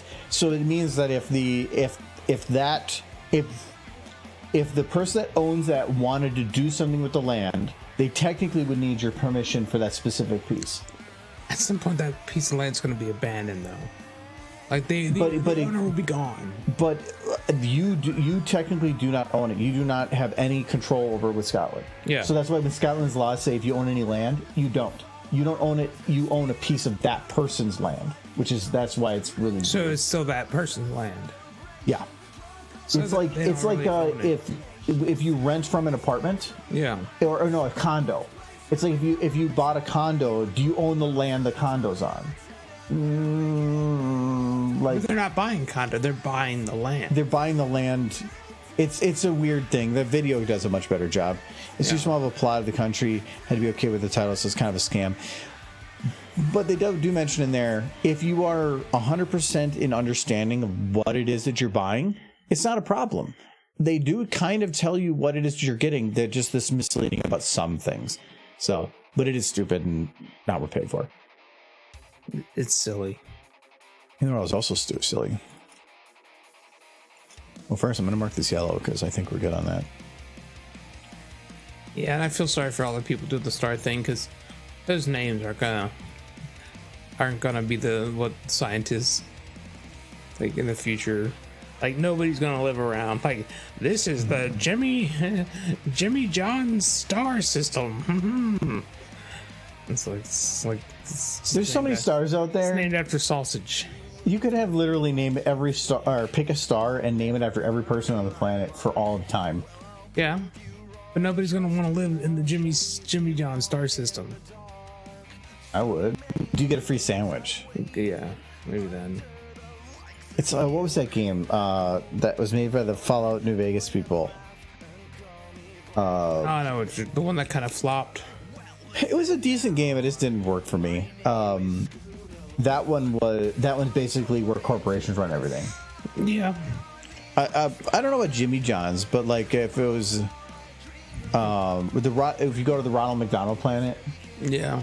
and the burger trees, Grimace's house. You could go to Grimace's house. He's genetically engineered Grimace. He's real now. Kite, do you have a horse? Give us a horse.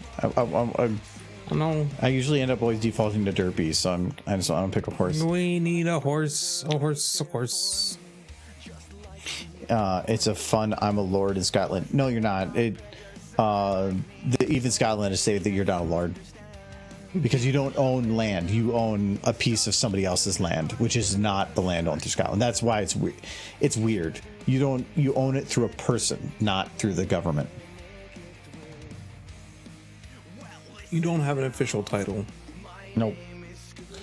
The whole thing of them saying that there's a loophole in Scotland is there a loophole? Kind of, but not in this case. Okay, well, I'm gonna pick a horse. Let's see, a horse. Actually, I don't care. Anybody got a horse? Type in the word blue and then just pick up the first horse you see. That's gonna bring up a horse somewhere. Okay. That's just a cup. It is not a horse. It is a cup. It is a cup. For now. You're gonna turn it into a horse. Put over the horse's muzzle, and that'll be kind of cute.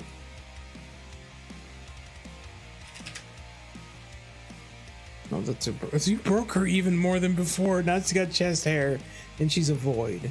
She's not chest hair. She's floaty. Like, what have you been doing that? And her wings are fine too. You just keep messing with that Rainbow Dash. She's sad. Like, what are you doing to me?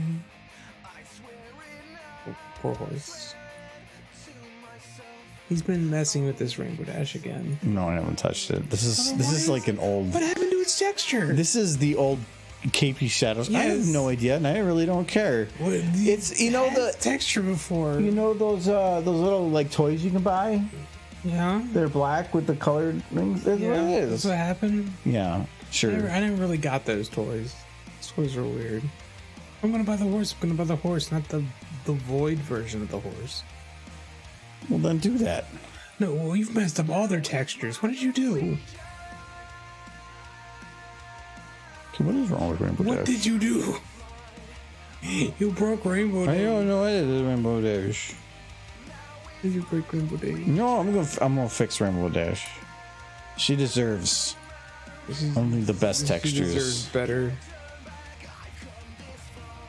I don't remember modifying anything on her. Those are words. I'm gonna get another beer. You want another beer? I can get you one from downstairs.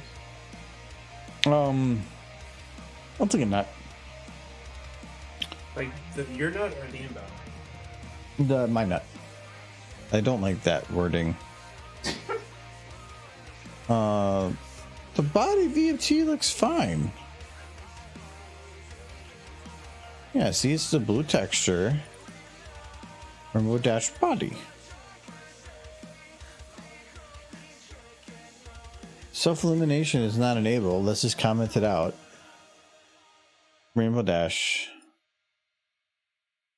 I need to know why you're broken.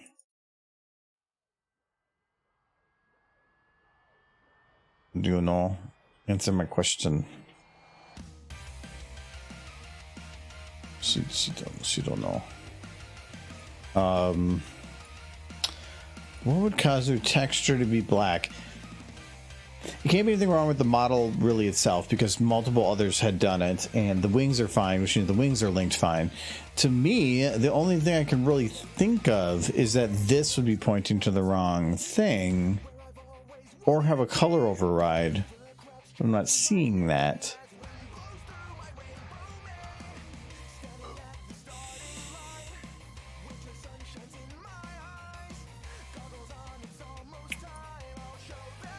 one thing.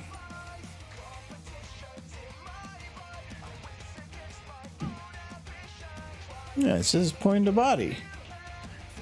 Rumba dash. Fix. Fix.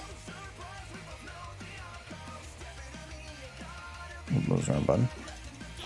I actually don't know why she broke.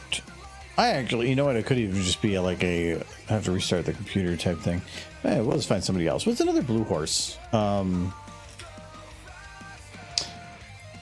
there we go. That's a good way to check that. Hello, I'm a P fan.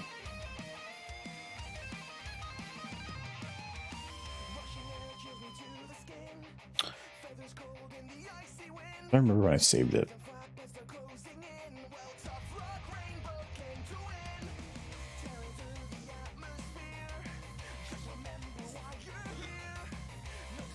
Oh yeah, I can't be that bad because there's. I see that. Which one was I in? Was it the next one?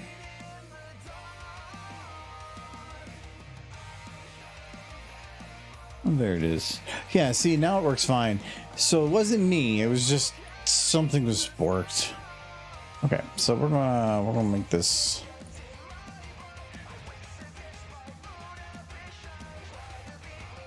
Okay, there we go.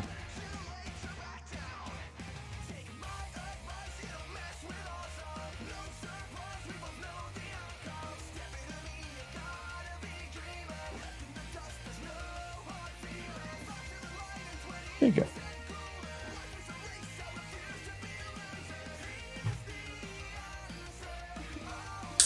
She's Cup Horse. You fixed her. You know, Cuphead? Yes. I ponyfied it. Though I feel like the cups in Cuphead definitely were of a higher value and quality than Solo Cup Dash. I like Solo Cup Dash. Or Rain Solo. But we need to get a match on the colors though. Okay, so we're gonna go body. It's Ron Solo. Instead of Rain, it's Ron. Ron Solo Dash. Wait, he broke her again. Capepone. We'll go to. Oh, you made it really blue. Super blue. She's blue. And the problem with the model before wasn't the model. It was SFM was goofing out because it was at max RAM. Mm-hmm. I had to restart the software and then it worked fine. They can all confirm that. Mm-hmm. I did that. They saw. You asked them. I see. Yes. Look at their goal. Now you're gonna like fill the cup. I did. Do one more horse? No. You get it? Do you get it? Get it, Michael? I don't get it. You need 2 mares, 1 cup? Oh no. Oh no. Well, my brain was. Oh, that took you a while longer than you. Well, you had to explain it to me. That's not good. My brain's not as dirty as yours. That's all. You just put some ice cream in there. She's at least 20% bluer. Yes, she is. She's definitely. Like, let's get her on the. She's doing her blue dance. Blue, so blue. I'm blue. I will die. The song. Oh, we got her blue. There we go. There she goes. She's got at least 20% bluer. I think that was the last song we were listening to, too, wasn't it?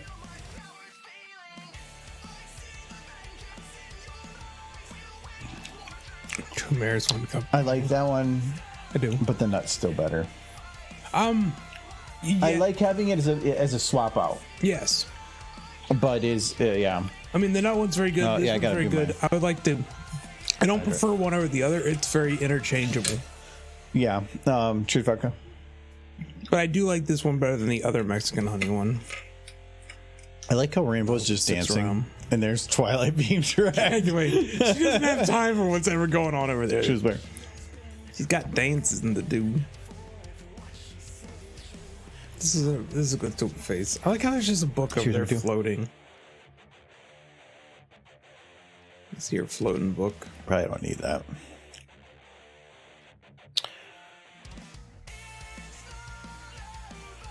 Never gonna find that book. Rainbow Fleisch. Where is that book? That's the name of a ship that we will not speak about. Why is there an axe? Why is there an axe? Oh, we use that for that order. Oh no, it's book 5. There we go. I was asleep. Boom. We don't need the lamps. I'm like doing cleanup, but we're not even done with this. Okay, so we got Solo Cup Dash. Wait, we're not done with this. Oh, she got filled up with some Sunny D. It's hard to do pouring liquids though, isn't it?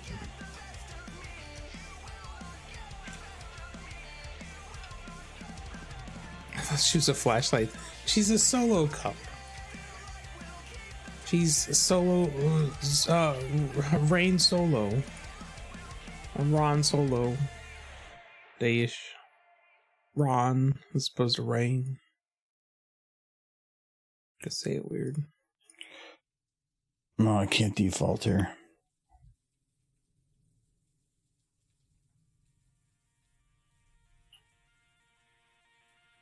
Let's see if I can just cheat this. I'm just going to import the animation from some random video and see if the beginning of it... No, it's not. I know how I import. Ooh. I usually clear out the beginning and end to save space. Oh. Rainbow sees what she will become in the future. Oh no. We've merged them. Hold on.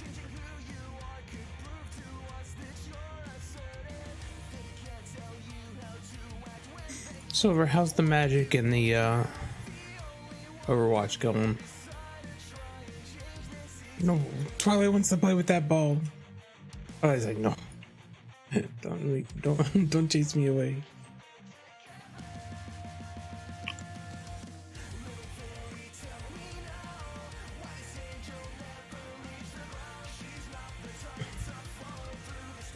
You're playing cooperative magic? Or competitive magic? I just read that a second time because I need new glasses again.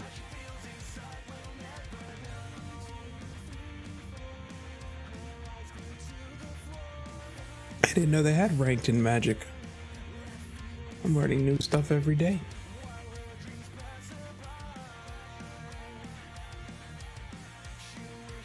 I think I got into magic for a very brief period of time. I remember nothing from it, but I do remember liking the cards.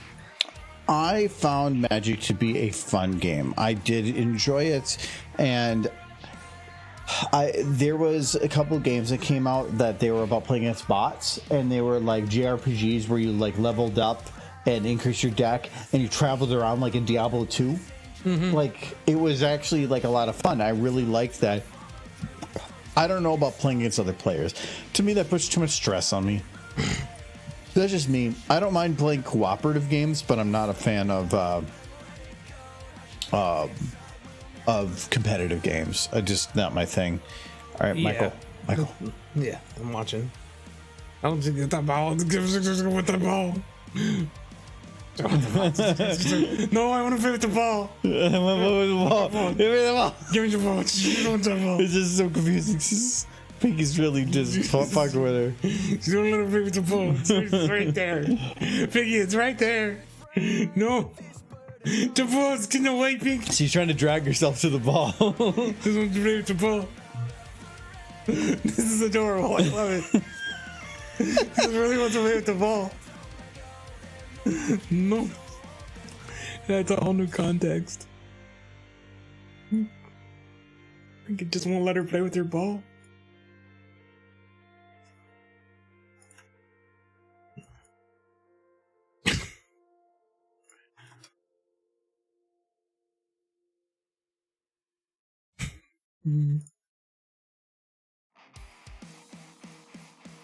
What's over there?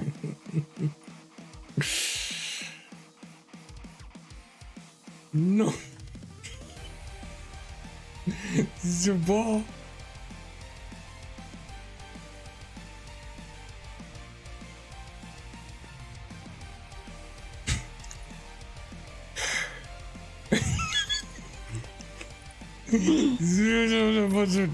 Taunting her. This is your ball.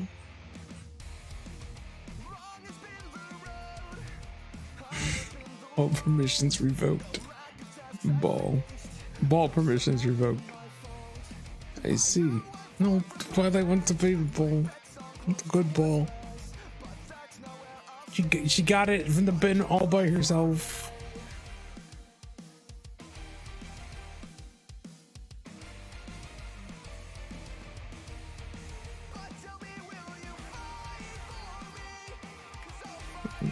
Ball bouncy.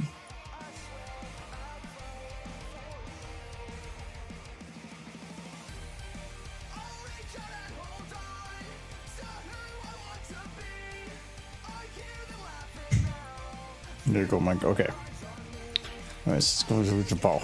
But then it's like, no. The ball! Get away! Oh, no, the ball's going back. No, get your ball. Get your ball. No, it's over there. Get your ball, Trey. So cute. I think one of my favorite pictures I posted today was with Twilight. It's like, I'm gonna stop you with the power of friendship and this knife I found. It's like, no, Twilight. No, I was really gonna just do beer pong, but I kind of like that more. So okay, let's do that. I was like, you're doing like a second super face. This is double super. No, that was fun. She got the ball. No, she doesn't have the ball. Now she's just depressed and sad. She's trying to escape now. Okay, so the dragging. So there's a bit at the beginning where she doesn't do anything. So we need to fix that.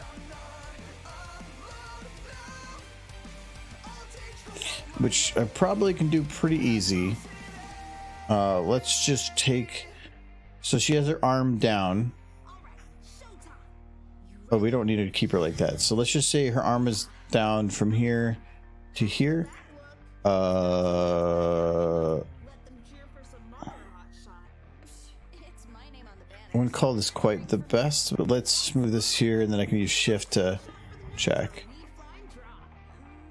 Let's see if maybe this is better. That's pretty close. So we'll just copy paste. Change it to there. I don't know if this is going to affect things or not. It doesn't look like we don't. Okay. And then we're just going to blend this a little bit.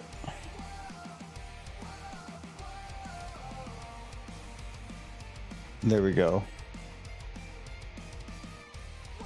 Kind of a cheat way to just kind of fill it in a little bit.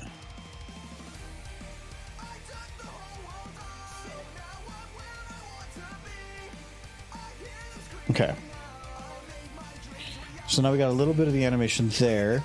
The other one we're going to have to do is... Her wings are closed right now, so we're going to hide the open ones.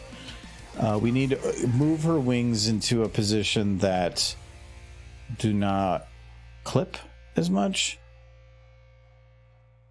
So let's move them there.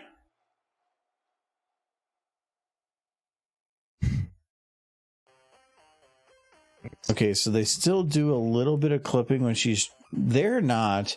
When she does the turn here, they do, which to me means that this is slightly different.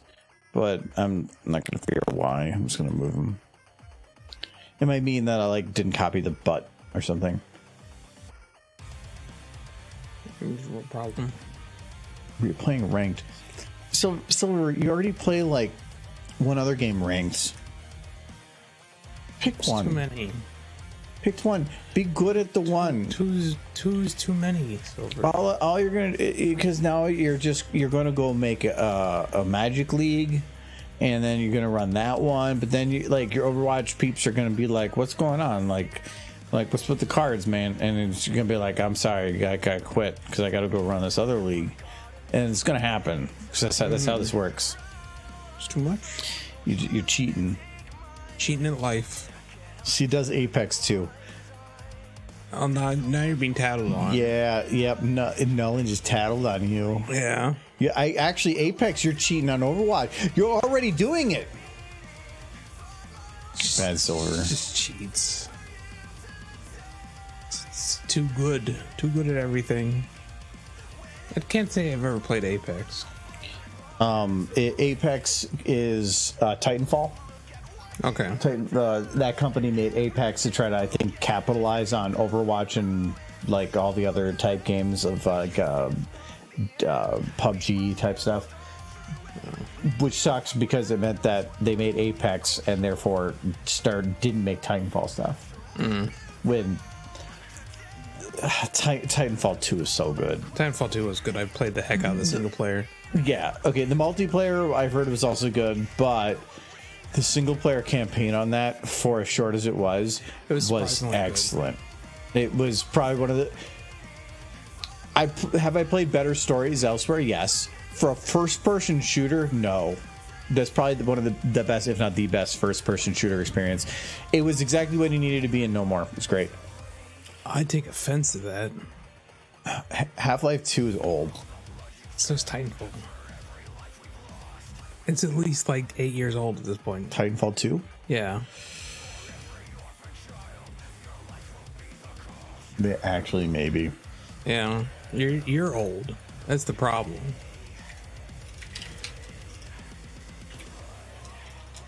Silver, you can't be good at all those games. 2016, 6 years. No. It's 2022. That's 6 years. Yes. Math is hard. Michael, you're old.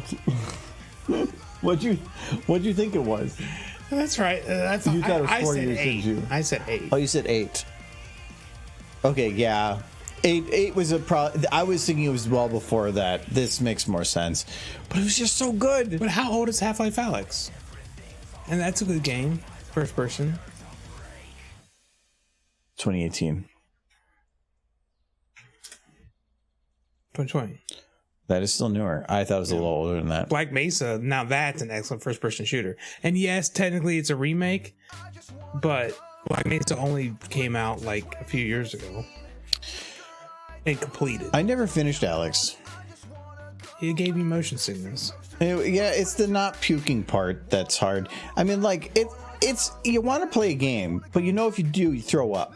It is worth finishing. That's all I'll say. It's worth finishing. Just bring a bucket. Yes. Like, if I had to vomit to finish Alex, I would have to vomit to finish Alex. I didn't have too much of a problem with it. I just get it's not motion sickness, it's VR fatigue very quickly. Like something about it, maybe there's a micro delay that just bothers me, and it's just, and I really take my time with it because I can't play locomotion where in VR where you hit the thumbstick forward and you move forward. I can't do that at all, which means everything I'm doing is by teleporting. Yeah. But I'm not a big fan of like jump scares and stuff, and Half-Life can have a lot of those. So when going into areas, I'm taking it very slow. So I very much enjoyed it. I thought it was a great game. I just didn't think it was my game. I got Kyle to play all the Half-Life games up to Alex, but he hasn't started Alex. Oh no. Teleport makes me sick. I always use the move. See, I'm the exact opposite. I'm the same as him, though, and I have to do the teleport. I had to do the teleport in the game. I could not do the joysticks.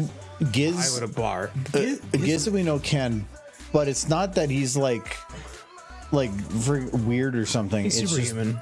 It's just that he took the time to get used to it. And that's a lot of what it is. If you want to actually play games with Locomotive VR, you have to kind of train your brain to disassociate the motion you feel from the motion you see. The problem is I already have issues with that where I have miscommunication between my eyes and ears. So I am much worse than that. And it's like, could you have a fun time?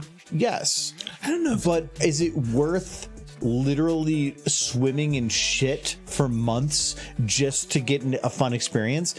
No, because there's plenty of other things I can do out there that are a fun experience. I don't know that it would be worse for you though, because even if your eyes and ears are working, if they're working 100% good, VR is going to make them miscommunicate. No, it's because my ears are the problem. Yeah. And because of that, I rely on my eyes more. Okay. So if I see something go off, it affects me harder than if my ears get a misbalance, because I'm already getting misinformation from my ears. So my brain's kind of learned to stop listening to my ears and trust my eyes. Well, if the VR gets desynced, I have a bad time, because now it doesn't take much of anything for me to get floored. So, right. Yeah. And if I have one desync, it will throw me into enough of a dizziness spell that I have to stop. I've had it where a dizzy spell like that has caused me to literally have difficulty with normal functioning and walking for a week. Yeah, you told me that. Yeah, so I don't want to do that. So I try to stay away from that stuff. It's one of the reasons that I don't like getting super drunk either, because then that starts also causing miscommunication stuff where I can't sleep at night, because as soon as I close my eyes, everything spins too fast and I have to open my eyes again, that's fairly normal for some, but it's very much exaggerated for me. Looking forward to sleep tonight. Sleep sounds good. That can only be me. I can't play Alex. You can play Alex? It's a fun game. No, actually, my favorite games in VR are puzzle games where you're staying still. So like Myst. Well, I don't know if Myst doesn't have VR, but it'd be good. I wanted to get The Room in VR. But Emberstone is a game where you do move, but it's through teleportation, but it's usually to solve puzzles. So once you're there, you kind of do the thing. There was like a peg thing that you had to solve for a puzzle that was with 0G, and so you're pulling things out of the air to pull it in, and that was fun. Gunfire Reborn VR mod is amazing. That sounds like the biggest puke fest ever. They did the same thing for Half-Life 2, and I could not. There's no way. The one actually, and this is when I've thought about streaming actually for VR. I just don't have my streaming stuff set up. I Expect You to Die, because this is a game of not moving. It is a chair VR, and then I have no problem. Mm-hmm. As long as it doesn't desync, I have no problem with those at all. I'll get fatigued, but these were fun kind of games. So I've thought about actually streaming that. I might do that. One of the most fun. I'd have to figure out how to get the base stations up, but it might be something to do in for Christmas. I'll have to see. I don't have any way to put the base stations up. Oh no, do I? You could put them in here, but I don't have any way to get them up. 3M troops. That's what I use in my room. That's what I use in my room. It's more of I think these posts I could probably alter a way to get them in there, because I can just do it out there. You got there's nothing on these walls in here. You can put them on the walls. Yeah. Anyway, I'm not, because I don't want to put anything up because I'm not going to use them that much, and I want VR to be a party thing, and so I want to put it in a more larger space. Well, we could all just sit there. No, because I do not want to have somebody with VR next to that big TV. Oh, fair enough. Giz has already broken a TV at his own TV. No, I want to do it out there and then have it hooked up to the TV outside. Mm-hmm. Bars on the wall. I did at the last place. I actually had custom painted some little plastic things everywhere that matched the wall color. I thought it turned out really nice. It's very, very fancy. It basically made it, one of the cords you could bear, it went down and followed the trim of a door, and then the other one there was none, so it kind of followed, but I found the exact paint to match, and sanded and spray painted some plastic channels so you could other than like if lighting was hitting it, you could see the shadow of it. Otherwise, it was without going through the walls. It was actually pretty nice. I just don't have anything like that set up. I would like to get the posts so that I can just put them on there and temporarily set it up when we need. Right now, we're probably going to always have a large open area in the middle of the floor out right outside this door. And so it's a nice place to just set it up and be done. Add a VR Smash. Do they have VR Smash? That sounds horrible. I don't even know how that would work. Like if you want to fly, you have to flap your arms. Actually really funny. Pro tip: put a rug down in the play area so the VR player can feel the play zone. Yeah, and normally when I was at the last place, to maximize area, I always had to go right up to the wall that you could visually see. But yeah, usually you want to give yourself a little bit of space. It just, even in here, when you get in the moment, it doesn't matter. You're going to forget that area and you're going to do whatever. I did take out, when I was playing Alex, I did accidentally take out part of the wall at one point at the old place. Well, I guess you tell me now. No, we fixed it when we repainted. We had to spack. Oh, so that was super early because we repainted very early. I was playing Alex and I went to throw a grenade around a corner and I clipped like the little out thing on the wall. We spackled and repainted. We fixed it, but yeah, I took out a chunk of the drywall. I got very excited.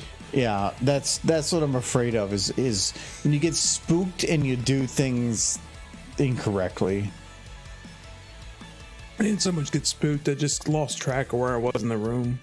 No, the one game I actually wanted to do like a VR party night for, and I picked it up when it was on sale just to have it, is Keep Talking and Nobody Explodes.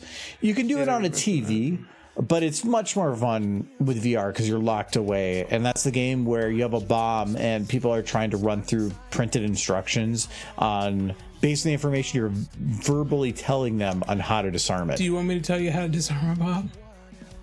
Throw it out a window? Throw it out a window. Throw it out a window. Yeah, that's the best way to disarm the bomb. Let the people deal with it. Let them explode. Argo, hire someone to make Michael a 2D cartoon avatar that looks like himself. That sounds awful. You know what would be actually kind of funny? What's that? Set up one of the softwares that just looks at like this part of the camera and have a cartoon Michael.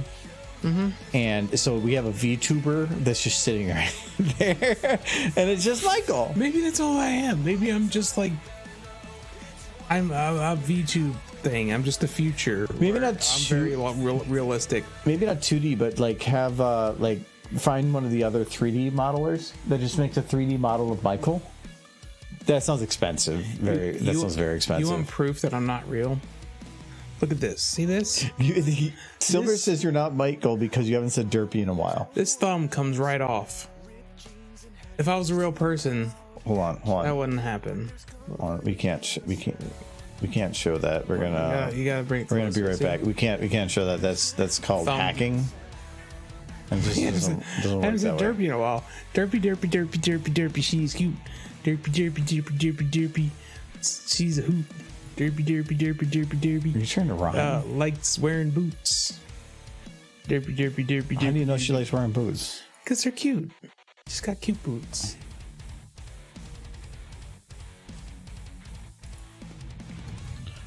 Derpy. Woot. Derpy. Hello, Roni. All right, is there anything else I need to do at Twilight here to fix?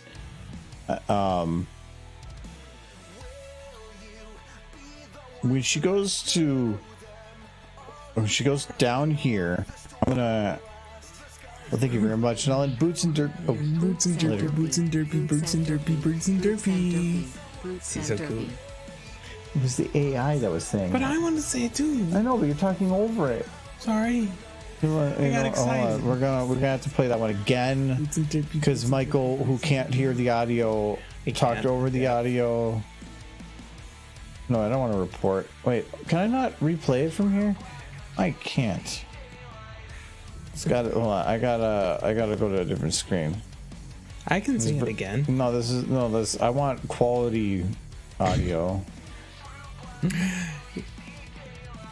Where is it? There it is. Hold on. So you click it. What?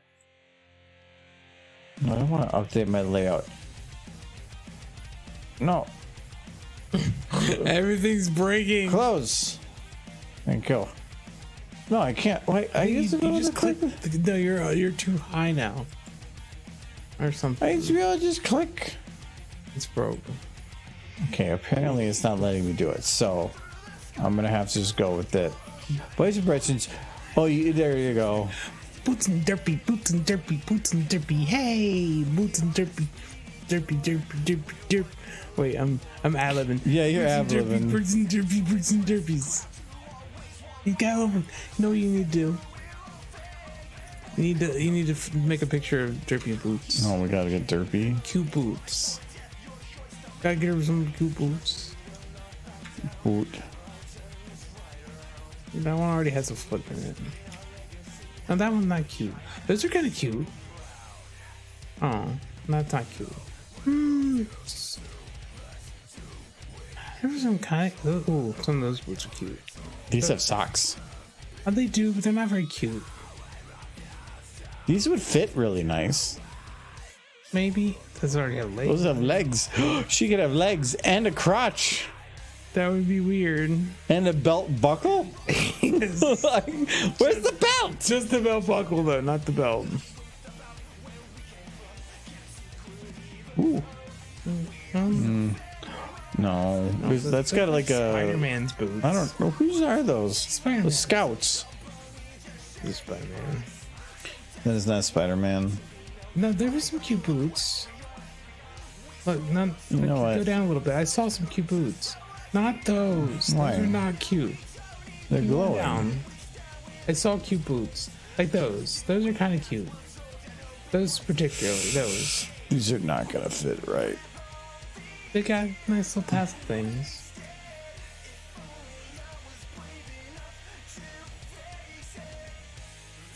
Okay, I'm gonna tell you They're right too now. long This is for a gonna horse. no. This is gonna look like shit, and this is what you want though. I want horseshoes. No, they have horseshoes. They're called horseshoes.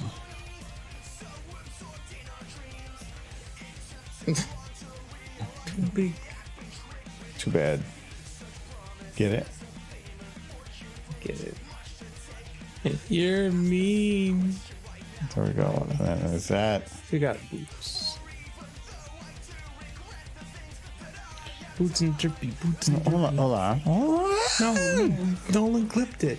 Oh, okay. Nolan clipped boots and drippy. So that's okay. I see where that one goes. Ooh. Two legs, front legs. So the knees have to go to those are ones. Those two to this one. So this is right to right, left to left, and right to right, left to left. You know, chat, what a lot of people don't know is that Source Filmmaker is an excellent horse dress-up game. Is very good. Kind of. I mean, no, don't make me do that. No. You're playing a horse dress-up game. Shut up, Michael. I miss the days I used to get Jay to play, like, horrible My Little Pony Flash games. It was so good. I still love Applejack Foot Doctor. I love all those times where I made somebody have a horrible experience by torturing them. We all had a good time, but it was torture at the same time. It was amazing. Because he was like, this is dumb, but it's so kind of cute and stupid. Like the derpy, the Twilight pregnancy thing? Yes. Stuff like that. How is that? Ooh, wow, that's way off. Because it's ponies. And people, like, immediately see that and they start writing their fan fictions. Because that's where fan fictions are born.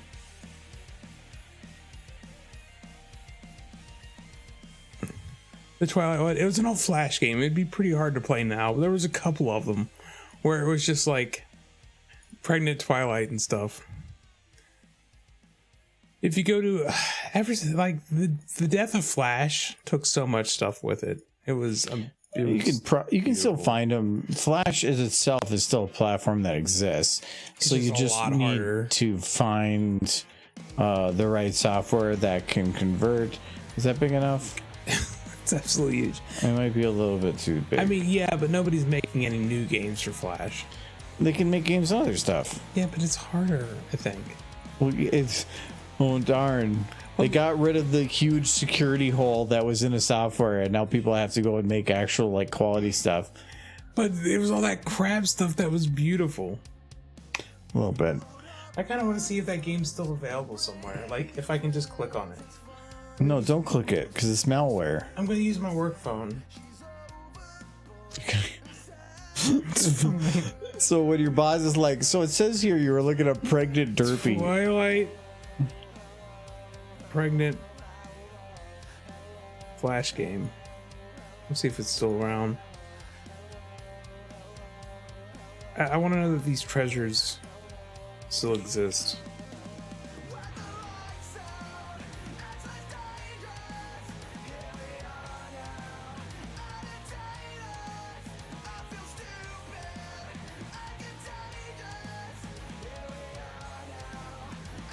I think so, but you have to go through a whole rigmarole to get him to work. Okay, Michael. What's got big boots?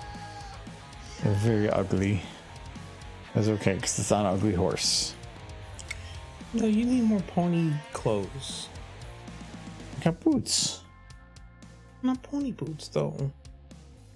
I don't have nothing. She's wearing boots. What's the difference between a pony boot and a human boot? They fit.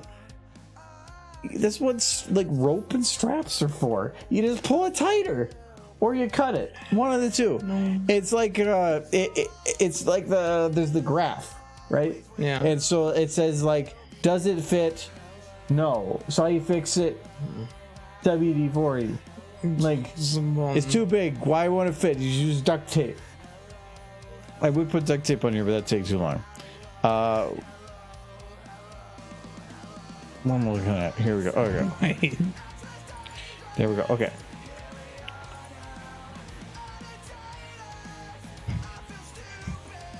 That's an interesting quote. No, like if you go to Jay Haller's Twitch channel, he has old videos where he played some of the Flash games, because the big thing I used to get him to do was to find those like ridiculously awful pony Flash games, which were everywhere at the time, and just get him to play them.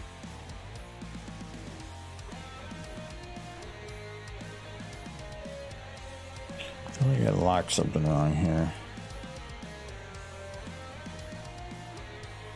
Right. Left.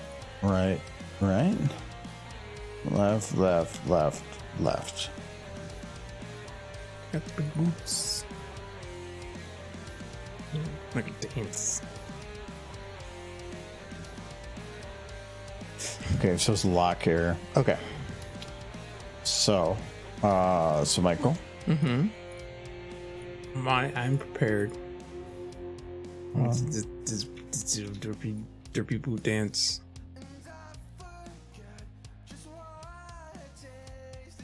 I'm gonna be just happy.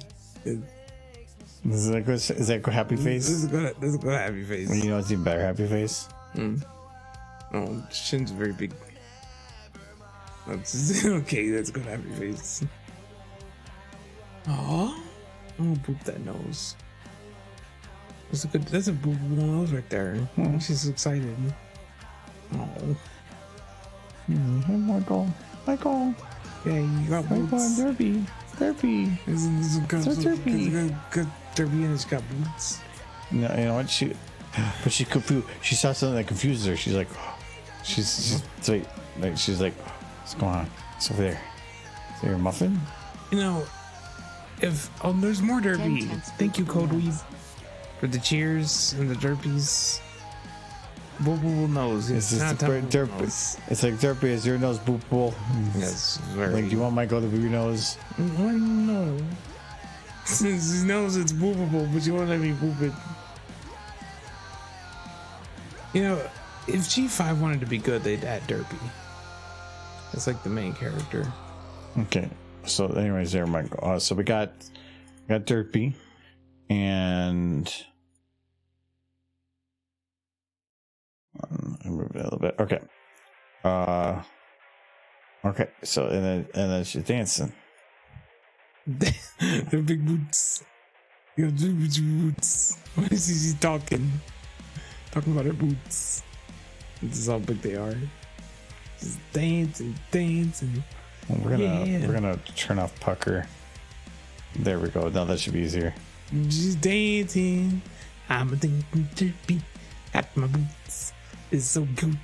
I bought them today at the thrift store because that's where I can afford to buy boots. It's so cute. I'm so sorry. I see what you're doing. She got boots. Derpy boots. My name's Derpy. Boots. I hate myself. No, why? Derpy. Why do you do these things? You know, why would she hate herself? She's the best of the horses. Look at her. She's so happy with her store purchase of random bits of leather cobbled together to make boots. For some country music. Technically, Sunset, I can't play that without attribution. Incompetech has a very strict policy when it comes to if you use their music, you have to put it by text within the description. I stopped using them because of how anal they got about stuff. I always did. I've used Kevin, I can't remember, Keith, I can't remember his name. Oh, thank you, Cody. 10 out of 10 boop boop knows. She's and then you just had Random Fast Reader do 100 bits. Thank you very much for the bits as well. So, yeah, Incompetech was great years ago. Not so much in the last like 3 to 4 years. Kevin McLeod, yeah. Oh no, Super Derpy. Thank you very much, Random Fast Reader, for the burpees. Hooray. Let's never play that again. But no, thank you very much, Random Fast Reader, for the big derps. There's more derps. I know you're trying to do it, but you need a new person to do that. New person. No, we got more derpies.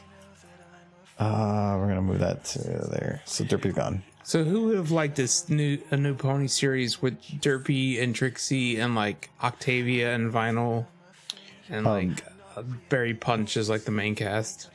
That's what I wanted. Let's see. I'll show you what they're up to. And Lyra. It still pops up here. It does. Lyra, no. So let's just say I picked Magic Escape Room, and it said download as MP3. Oh wow! Did it actually? Oh, okay. Used to come up with a pop-up, but it doesn't anymore. So now it's saying credit this copy with this, which means if I used it, could I use it? Yes, but then I would have to go back into the description technically on Twitch and YouTube and add that onto it. That's fine. That's not unheard of to do. It's a Creative Commons non-commercial attribution license, which means I can use it for non-commercial purposes freely as long as I attribute who it was that came from, and that is what this is saying. And it even links that.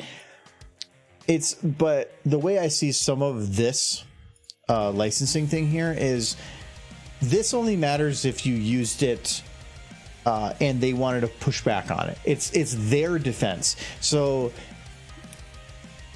if they could just put this information on their website saying that these are all free for use. Thank you very much for the gift sub to Brony1236. Thank you very much, Random Fast Reader. I always get my derpies deal. So you know when people have those videos when they go and use somebody else's content and then they say they put a big blurb and they say this video is for fair use purposes, and then they link some random fair use information. That to me is what this is saying. When somebody says that, all that information is saying is I stole this. Sometimes it's fair use, most of the times it's not, and they're just doing it because it feels like by putting it's an escape clause. It should be that all you really have to do is say this. Why would I need to put the license type on there. The website should say that. That confuses me. To me, it's more of they put that there so that the person copy pasting it knows that. But why would I need to put that in the thing? I don't get it.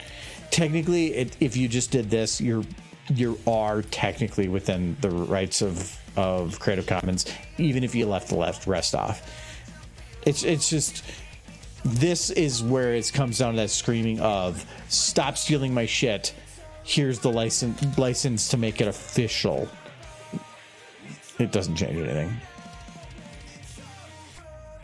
I've bought some of his stuff before, so that's actually why I do Humble Bundle. Humble Bundle has a pack every now and then you can buy that gives you free music for like a 200 or 300 stuff. They're not all like great, but there's a couple gems that pop up in there and works for me. Mm-hmm. And actually, the one that I've used quite a bit is cinematic sounds. That has been super useful, like drops, hits, ambient air music in the background. You basically can make a whole trailer out of mix and matches of everything in there. It's awesome. Does Michael always get? He's derpy. He does love the derpy. The derpy is good. She requires hugs and boobs and muffins. And she is, well, she's essentially a goddess. So listen to what she says, because she's right. Words to live by. Okay. Speaking of derpy, I'm going to save this. I'm going to go use the restroom really quick. Okay. I said speaking of derpy. Because I know the normal. I'll be back in 1 minute.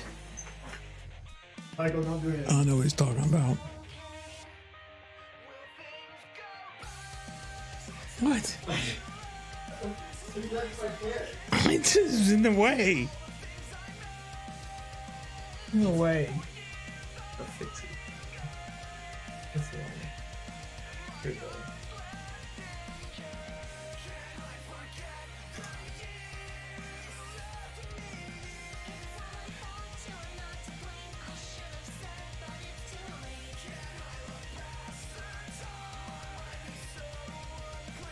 Here we go, open this derpy, and then the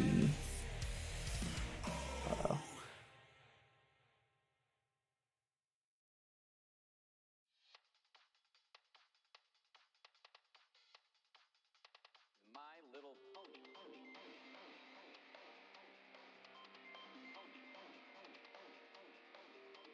wrong. This cartoon about pastel ponies has developed a cult following among seemingly normal grown men.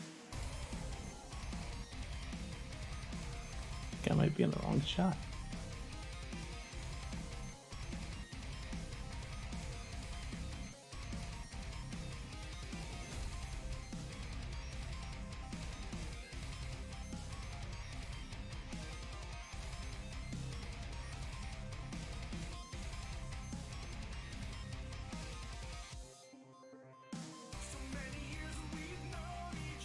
No. Go away. See, you're doing something now. I'm not done. I don't know what I did. You made a bookcase. I did. A book. Are we misbehaving now? No. I feel like if there was a subtitle to Michael, like it'd be like, "Hello, my name is Michael. I'm misbehaving now." Never. I wouldn't do such a thing. There were companies that were hitting creators with copyright claims on royalty-free music, so creators had to start adding the claim to link to dispute the claims. That kind of, but it's if I made a okay, where is Derby? She's in the floor. I didn't have time. Things Michael, you did this to Derby. went wrong. Things went very wrong. How did you do this? I don't know. How did you do this? I don't know. Things went very wrong. I didn't know how you do this.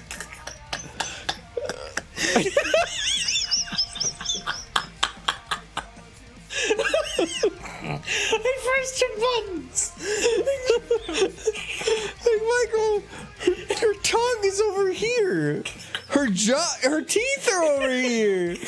What did you do?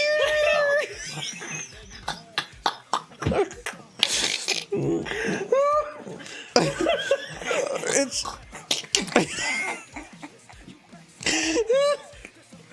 I mean, like, I feel like it's just like it's like Derpy was summoned, and Twilight's trying to protect her in her cocoon of purple. Oh no! Poor horsies. What is going on? One man would have done this. Michael. Why'd you do this? This is wrong. Rated him for Wait. stuff. What? Okay, Michael. Yeah. What did you do? I would just say Control Z a lot.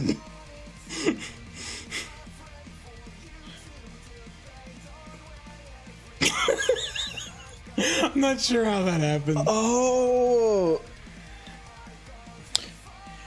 So you dragged, I think, because you were locking everything to this Twilight that is like doesn't exist. Oh no, it was a helper model, but it had like it was only a single thing and nothing else was locked. So you zeroed every single bone and it was not locked. So for Derp, you really fucked that up. I mean, like, boom. It created a masterpiece. Look at her. She's everywhere. She's omnipotent. It's like, it's just, Look at that tongue. Just shooting off. she looks like a servitor. It's the master. It's from Fallout. What are you doing to me, Michael? Michael. Is that the mouth? What are you doing to me? Yes. I don't know. It's my mouth, Michael. Something went wrong. When you hit the wrong buttons. This is why I'm not allowed to touch things. Wait. What is up there? Oh, it's right here. What part of Twilight is this? I don't know. Probably not a part we're supposed to look at. No, I don't even, like, Stop looking at it. I don't even know what part it is because It's over there somewhere. oh my god. Okay, we're gonna just everything's back to hey look. It's a derpy. Cute derpy. And you know what? I don't have to normally I would go and do something disturbing, but I don't need to because you actually did better than I would. So we'll just delete it. You left me alone for like a whole minute. Not even. Anyways, regarding the thing about that you mentioned before, so the copyright claims and royalty-free music. So you couldn't, but putting that text in there isn't going to change anything. They can still claim it. The text means if there's a requirement to use for use of content that requires attribution, as a creator, you technically need to put that information in the description. Are you going to get immediately sued if you don't? No, probably not. But if you abuse it too much, they could start pushing back on it. But normally, or they could have your video taken down because YouTube at least has that route. So they could take your video down because you used it. But if it's royalty free without attribution, then technically you don't have to do anything. It's free for use anyway. So if people are using, I think as you said, it was Creative Commons. If it's Creative Commons video or piece, it usually says if attribution required, you should put it. Then they should put it. But if it doesn't say that it's attribution required, it's no attribution. Then it doesn't matter. There's no pushback. They can use it. It's all about reading the fine print on some of it. So, but there are a couple that I have, for Andrei Sitkov and Fantasy Studio. This one, I can't remember where I got it from. A lot of those are from Humble Bundle, and those actually come with a commercial license release. So it means I could actually use it for selling a product commercially as well. So So it's all about reading fine print stuff. But don't think that, you find fun audio online, you can just download it and use it, because no. Most of the times you can, not a problem. But if somebody wants to, they can claim it and then they get all of your revenue. Which sounds like a bad deal for creators, but being that there is a way to monetize YouTube, or the way that monetization works, it's a best of both worlds, because it's either you get no monetization or you get this. Music industries are a bitch. Though with the new shorts monetization coming up next year, that will be interesting, because now record labels are actually going to share profit. So if you use a big name label music song in a short, you don't get as much revenue, but you get some, which is a direct knock to TikTok, because TikTok people just keep stealing music. So the record labels are like, hey, they're stealing it all over the place over there. What happens if we start paying the creators a little bit on your platform, and then we can start monetizing the use instead of TikTok, where they just steal it, we get nothing. That's a pretty big deal that you can even use it and monetize it all. But it's because if everybody at TikTok is using it without restriction, no problems, and making nothing, they can't go onto YouTube and say, well, just do the same thing, but now we're going to take all the revenue, because the creators are never going to use it. Instead, if you start telling people, we'll give you a certain percentage, which is not very big, but they give you some, that's better than zero by the infinite percentage. So it makes sense that creators would want to make stuff on YouTube instead. It's just, I think YouTube needs a better shorts player. I mean, I'm speaking from a desktop perspective, so that's probably a very bad perspective compared to TikTok. I'm guessing on the phone it works better, but still. Yeah, right. I think YouTube needs to make a shorts app so that the people that only care about shorts can only view shorts or something. Because, I don't know. A lot of people around the world, their only access to the internet is through their phone. So it's definitely a popular platform in like some places.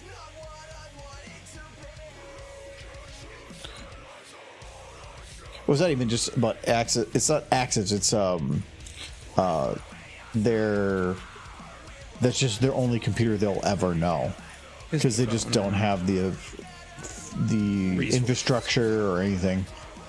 A computer is a pretty consistent source of power. A phone, you could plug it into a pretty crappy power, but as long as it's charging over time, once you have it, then it's on battery. That's how my personal phone is. The charge is so slow. I charge it all day at work just to have it be useful for like a day and a half. Your phone, not your work phone, right? My work phone's amazing. This because you have the S22 Ultra now, right? Yeah. So I do too now, and we're the same phone as me. Yeah. So if I'm not doing any games, so I've been playing Final Fantasy Dimensions here and there, but if I'm not, I have it on battery saver, so 85%. Yeah. And it will drop to maybe 70% by the end of the day. Your foldable phone? Huh? Where's your foldable phone? I traded it in. Okay. The Best Buy had a deal, so I basically got this one for like $200 with the old one. It was a pretty good deal, being I had that one for a year. I love the foldable, but everything other than the fold about it was sucked. The camera sucked, the functionality sucked, but the folding was awesome. Actually, it wasn't just the gimmick. It was because it was smaller, it fit in my pocket. I don't like having the big phone again, but the camera's much better. I'm having an easier time on some stuff. So I have an amazing personal phone because it has this picture on the background of Derpy. You guys can't see it, but that's Derpy. He's very cute. It is an S7, so it's a little old. It uses this old micro USB charger as opposed to the USB-C. Oh, okay.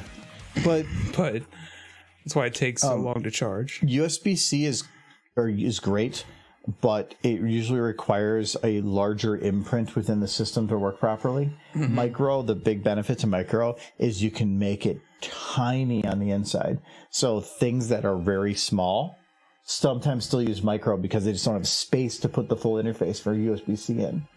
So USB-C is great, but micro still has a place. Charges so much faster than micro. Shorts work well on the phone, but they do have a separate tab. They do have a separate tab, but like TikTok is, you go on TikTok and that's all it is. And people, I think, are very much used to these apps and things that have very singular purposes.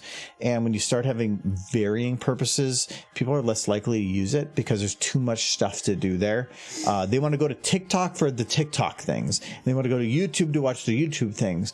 But when YouTube has YouTube videos, and shorts. So if you want to really watch all the stuff, you have to kind of go back and forth. And I think that we're getting more and more bucketized in content. So if YouTube, I think, really wants to succeed with shorts, they have to start bucketizing it, which doesn't, I mean, they've already bucketized music. YouTube Music is a separate app. So I feel like shorts might need to be too, but then I also feel like by doing such, they would really kill their base platform. So I don't know. But I think that YouTube shorts are really going to start taking off in early next year. I'm planning to really start pushing shorts, at least at the beginning, because how the splits are going to work, it's probably better to be on there early. So I definitely want to start focusing on some shorts within the first few months. You haven't done any shorts in a little while. It's mainly because shorts have benefits, but they are a different type of content. Like here, doing this as a short, it would work if I did square. Yeah. Because you can do box or vertical, but you can't do horizontally wide. So, but here it just doesn't work. I can't do a vertical video of this. And so there's just some content that it works well for, but others you have to completely change your way of thinking. Originally, the Trixie video recently, I was re-rendering that to work with TikTok, like a vertical format. I couldn't, there's some shots that I just didn't know how to do. I never finished it, even though I re-rendered a lot of it. That Trixie video was good. Yeah, I need to figure out the made for kids thing a little bit more, because so I figured out a method to tag things so that it doesn't get marked for kids. The problem was YouTube bases everything on recommendations now. So by having it not marked for kids, I then removed all these tags that significantly reduced what YouTube would recommend to. So it performed significantly worse. So while yes, you could monetize it, you're not getting nearly the viewership that you should be getting. So I kind of feel like it's like a rock and a hard place situation. I'm thinking the tag animation, is that one immediately flagged as made for kids? Anything that's related to animation, I don't know, because I kind of what would you call it? I went black and white. So I said I'm going to remove anything related to. I don't know if one of them is or two of them are or not. I don't know. So I'm thinking, because I can update it, of go in, update the video to have like source filmmaker tags put on it. Then wait a week. See what happens. If nothing happens, add some other tags. Wait a week. See what happens. And just keep doing that in succession until it potentially gets marked. So, and if it gets marked, oh well, I can fight on it, but at least it's past the initial burst. So, like, I would put that on a video you don't care too much about.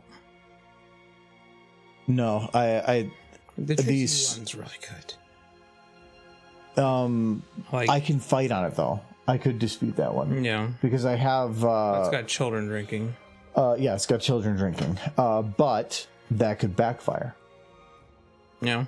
Because if it's children drinking, then they could say, like, wait a second. I did mark it for level 1 drug and substance use. Mm-hmm. There's 3 levels of that. Monetizing is fun on YouTube. There's 3 levels of that, and the first level is the consumption of recreational or controlled substances for the use of comedy. And that's what I consider that. Yes. So I have a Huawei, I can't remember how to say that. 2013 still works well. I have to charge it once a week, but I only use it to call people, send messages. Oh yeah, well that's fine. If you disable most of the stuff, I actually went through when I got this phone. I went through every app, and any app that I never intended to use, I uninstalled if possible, because Samsung, and any that are apps that I couldn't uninstall, I would disable everything possible from it. And some of it would be like, by doing this, you will be unable to use this app. Great, I never intend to use this ever anyway. I don't plan to use AR emoji. So why do you have permissions to use blah, blah, blah, and blah, blah, blah? So I went through every single app, and I think I got rid of 2/3 of all the permissions and everything in my phone. The one actually thing that I really like about this one is now they have a button with camera access, and actually they were turned on temporarily. I got to turn them off again. Camera access and microphone access. So you can basically completely disable the ability to access microphone and camera. The fun part of those phones are, though? Huh. Turn off your phone. Why? Just turn off. No. Can't. You can't? Well, you can, but it's too much of a hassle. You try. Hold on. I figured it out, but it took me home. Yours is different. No, I already figured it out. Oh, yours is different. You made yours easy. Did you turn off the Bixby button first? No. It just sends me to Bixby when I do that. Yeah, because there's a setting that you can change. Go to your settings, go to advanced features and side keys. I'm the one who's had this for longer. Don't you tell me. I even know how to do it. Advanced features under settings, side keys. And then there's at the bottom a function that says, what does the power button do? Is that what it's down there? I can't find the side keys. I'm in under settings. Hold on. Okay. Oh, Jesus Christ. Show me how I gotta you fix phone. his damn phone. Advanced features, side keys, power off menu. Hey, look, it's got Holy a power crap. screen. I fixed I hated Bixby. God, Jesus Christ. I disabled Bixby. Dumb. Best help desk. I've only had this phone for years. You know how I solved it? What? I Googled it! I didn't care enough. I just have it on. Hold on, give me your phone again. No. It's locked. Can't get it. Okay, you have 2 Discord messages, a T-Mobile message, and 13 others. You do not clear your messages. I don't know how you even catch my texts. Because they're different. Then the phone vibrates. VTuber Penelope, it was a Twitch and Tumblr poster. They started a YouTube streaming channel and used shorts to raise an audience. Yeah, no, it's great. Like YouTube, there was a certain period, I don't think it's quite as good as it is now, but it's still great, where YouTube pushed super hard with shorts, meaning that if you were to make a YouTube video in a short, the short in terms of audience building was huge because of how much reach that they forced it onto people. People were getting really angry in the comments when I put out shorts because they didn't want shorts, but YouTube was shoving it down their throats. But from a creator perspective, it meant make shorts because that's what they wanted. So I was kind of doing that during the period, and I saw a lot more people come in because of that. But from a revenue perspective, it's nothing. There is no benefit from you financially to do it. So it comes down to a cost. So a lot of the creators are instead doing the back and forth. They're doing their normal videos, but then they mix in a short every now and then to help keep their audience or YouTube recommending them. It's just really hard from an animation perspective to do that because a lot of them are doing a weekly video with a two or three shorts during the week that they can do. I can't do that. So again, YouTube is still developing features that are not great for animators. So they want lots and lots of content as fast as possible and on a schedule.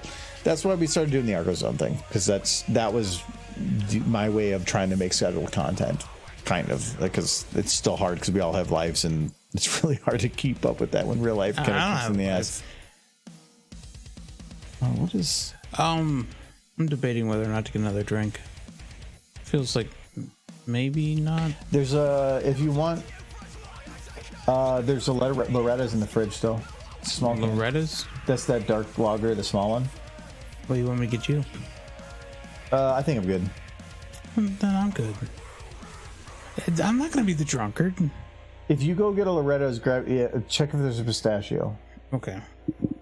In the lower fridge. Okay. This don't stop. This is. Look at this. Come on. How does making them this flat different from making them this flat? These are not the same thing. This is not. No, this is wide and this is long. Make it fit in yours. Yeah, which means Throw them in the trash can so that yours can be depressed that it's not mine.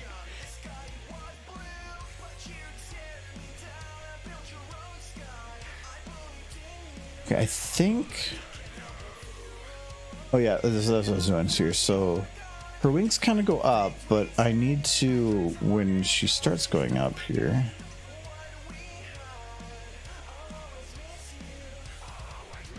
No, but when I got the new phone, the first thing I did was I shut off a bunch of stuff I didn't care about. I went and looked up how to turn off features I didn't care about. I disabled the camera and microphone unless I need them, then I shut them off afterwards. I didn't think I had any left, actually. I thought I was just sending you word that you're on an endeavor. Possible task. Yeah, so for the shorts, I can understand they're pulling bits from content because it's just about filling stuff, but that's even hard for me to do because I don't like doing that. I feel like if I'm going to put out a video, I want it to be an actual video. I did a poll a while ago, like with the Rathlos account. Let's see if I can find it quick. I did it on my main. That's good. About like, do people care about seeing repeat content? Look at all those derbies. I can't remember when I did this. It might have been a little bit further back than I'm thinking. You don't post that often. I really just use it. I don't even like. For a while, I was just doing this. I was just tweeting that I was streaming. I don't tweet that often because usually people don't just read text tweets. Like it's people want animation stuff. Well, to be honest, most of my tweeting is just reposting other people's art. So I like to and not many people follow me, but I like to repost like artists I like, give them more visibility. No, it's I do the streaming thing and then I work on some stuff on the side and stuff, but it's like besides that we have a lot of friend stuff that we do, and it just feels like when going on to social media is just interrupting me time. So Fair enough. Because it's not just about posting something, it's about interacting with people and doing this and doing that, and it's just I don't interact unless I want to. I like interacting with people, but then there's a limit and there's a line, and I sometimes hard to determine where that line is. There's too many pictures of me. I don't know where that poll is, but I did a poll a while ago that asked people for the Rathlos account. Actually, you know what? That's what I got to do. But I am. So I retweeted it on here. Finally closing the Rathlos account. Sad day, but it had to happen. Where's me tweet? Don't. It's one of the few times that I actually retweeted myself on the Rathlos. You do like to keep those two separate because, No, that was me streaming. of course, people or the more likely the Monster Hunter people will freak out by the horse content. Maybe it was before that. Was this a while ago? Oh, here it was. So I asked him, like, do you want about setting up a bot to auto post videos I made previously, and just like on a 1 week schedule, just picking one that has that was maybe from a while ago, and I actually thought that was actually the other direction. Maybe I should set that up. Apparently, 70% of people wanted that. So. I mean, keep adding more. That's what a lot of accounts do. I have enough videos right now where I could have it post videos for 2/3 of the year. I mean, there's not like any revenue you can get off of. No, but you post a thing, you increase your followership there, and then when you post new stuff, it helps drive people to the things that do make revenue. I think It's all those social medias, everything are about pointing people towards the source. Yeah, I think if you had your Argo Damon account repost some of your older videos on Twitter, you'd get more visibility that way. Well, yeah, because that's the least effort. It's just Yeah, but it'll draw people to a lot of your videos. I'm not going to drive too many people to my old stuff. I don't know, that Twidash one. It's pretty cute. Sure, it could just be you doing the mouth moving and expression commentary with the model with your doing a stupid face. Yes and no. So one of the reasons ArgoZone has two purposes. One reason it was created was because I wanted a channel that we had more consistent and scheduled content that came out on a cadence, because it was easier to, if I'm going to have people with Patreon, a lot of that stuff, it's harder to say support me when I'm making stuff that might come out on a cadence of larger than 1 month. So this was about filling the gaps in between to make it feel like there was stuff coming out with that. But the second reason for that was because when I was making content like that on my main channel, and it was killing viewership because it was different from what people wanted. When you have an animation channel, they want animation. And so you could say, like, you can do some recordings of interaction with stuff, but even that takes pretty decent amount of time if it was on the camera. And you could take snippets from what would be in an ArgoZone, sure, but then that's not the animation, and they're not going to get the same viewership. So you can make two different really good types of content, but if one of them is your main focus, the other one is going to suffer and actually pull down the rest of your content. And that's what I was having problems with. I was making for a while. I actually had an idea about our podcast.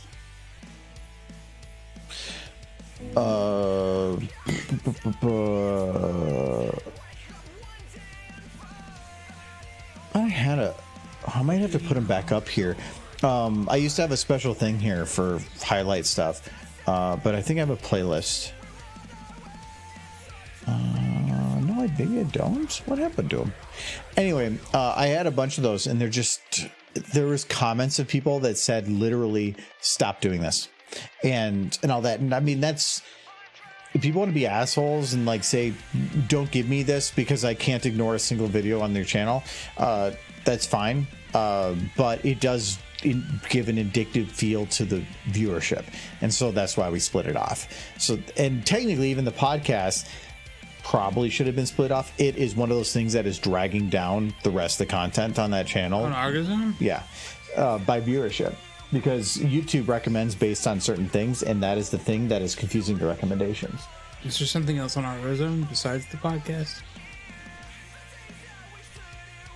Yes. So because of that, it's technically dragging that down. But with the ArgoZone, the main thing goal I had at the beginning was I'm just going to post whatever the hell I want and not care.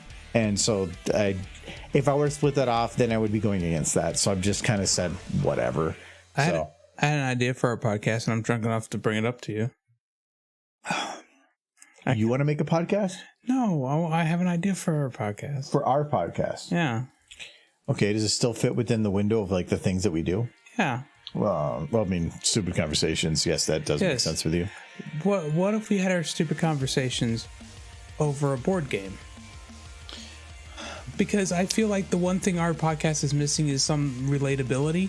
And I feel like people who play and enjoy certain board games will watch us just to watch us play the board games. I've thought about doing that. The problem with the board game is visibility. How do you watch the board game? Well, they wouldn't be watching the board game. They'd be watching us. Okay. But we would be playing the board game. Okay, so when we're in the middle of a turn and we're like, and doing whatever, eventually you get to a point where you get focused on what you're doing, and then you're playing the game, not talking. What are they getting out of it? I mean, you might have to angle the camera to make so they can see because the camera's showing us. Well, you can have two cameras.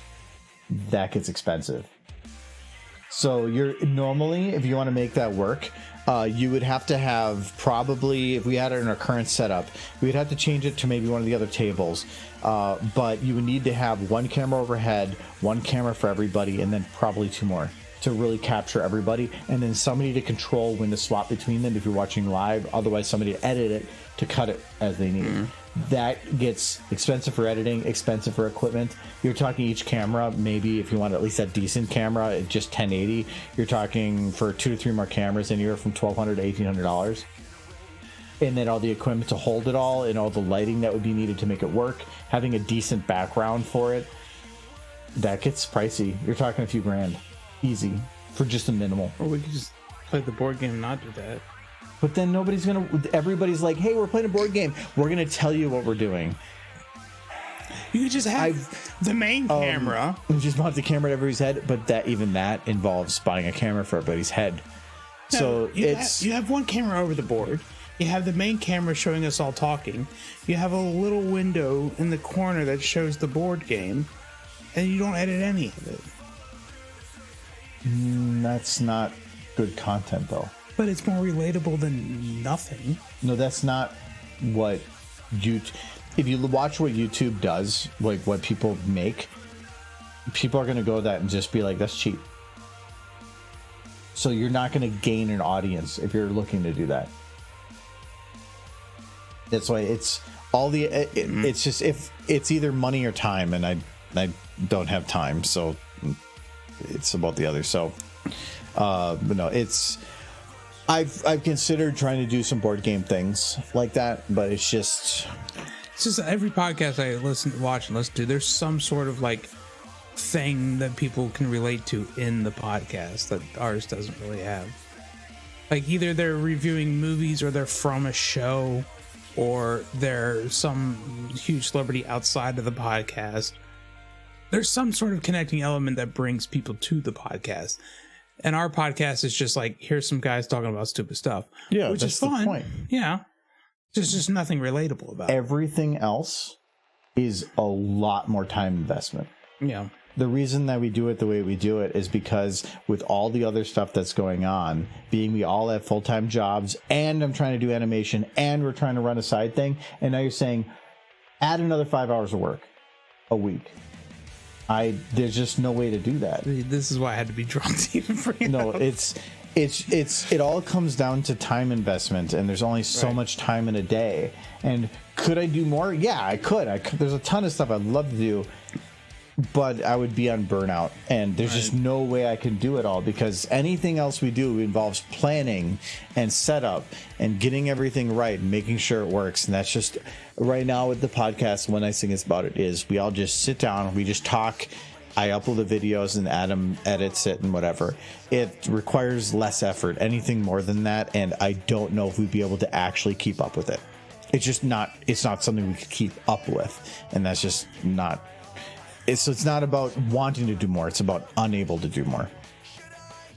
You only have the menu background when you do something else. Yeah, and that's why our focus with the podcast is to always be where we have a video version, but it's mainly because we have a visual audience. Our visuals are never a focus. It's meant to be audio. So if people aren't watching, that they can listen to it. So like if you're saying you just listen to it, that's kind of the intent for it. Yeah. I always ask you to say Wham, Andrew Heaton, and the Office podcast. I don't listen to any. I wish I should though. I used to listen. I think I listened to all of the Sunny in Philadelphia podcasts for a while, because those guys are just clever, smart, and funny. Like it's Charlie Day, and I can't remember the other guy's name, who essentially created the show. The other guy, and they just talk about each episode. Each podcast is them talking about a single episode, and some of it's very interesting. And then they'll just go off on tangents about other things. But I do enjoy that podcast. I'll listen to that during work. But a lot of those podcasts that are like our professional ones, yeah, they've determined beforehand all the questions they're going to ask. They've determined everything they're going to go forward with. They probably even determined what answers they're going to answer for everything. They're just talking about the episode that they made. The person that's editing it is going through each person's microphone and probably reducing or removing the audio when they're not talking. Mm-hmm. A lot of YouTubers will do that. So if they have multiple microphones on, the editor will go and cut the audio up. I was doing that for the podcast for a while, but for 4 people, it took me 30 hours. that every 2 weeks, that was impossible, and I couldn't keep up with it. I ended up spending a whole bunch of time trying to figure out a way not to do that by just doing some settings. It was not as good in the end because of that, but I just couldn't spend that much time doing it. But for a professional bit where you can hire somebody to do all your editing for you, that's affordable. That's doable. I can't. So you can go out there and you can point at, like, there's a 1 million person channel over there. Look what they're doing. A 1 million person channel has a different budget. Yeah. I can't do that. But you're competing with that. And that is where the newcomer of anything is always going to have a hard time. I think the one YouTube channel I went to, and I still follow and I still donate to, the only reason I started watching the guy was because he was playing Half-Life. And I love Half-Life. And that was it. But that was the connecting element that drew him to me. Like, if somebody was really into Catan and they saw a podcast that was playing Catan, they'd be drawn to it. Not that yeah, I'm but saying are you do going to play that, Catan every time? No, you'd switch it up. But again, if you're playing and you roll something and you go, oh, it was a 5, or like something else, like, unless people can see what you're rolling. It's a very visual thing, board games. Yeah. Yes, and that's what I'm kind of missing out on. There was a new game I picked up recently that we could potentially do, and I thought about, and it was Yes, I Would Kill Hitler, I think it was called. It's an improv game. It's basically like improv trivia, where somebody's given a prompt and then draws a card and has to answer the question using that word and improv whatever they need to make it work. That actually could kind of work, and I've thought about doing something like that. But again, I would need a second camera, which at one point we had, and it's broken.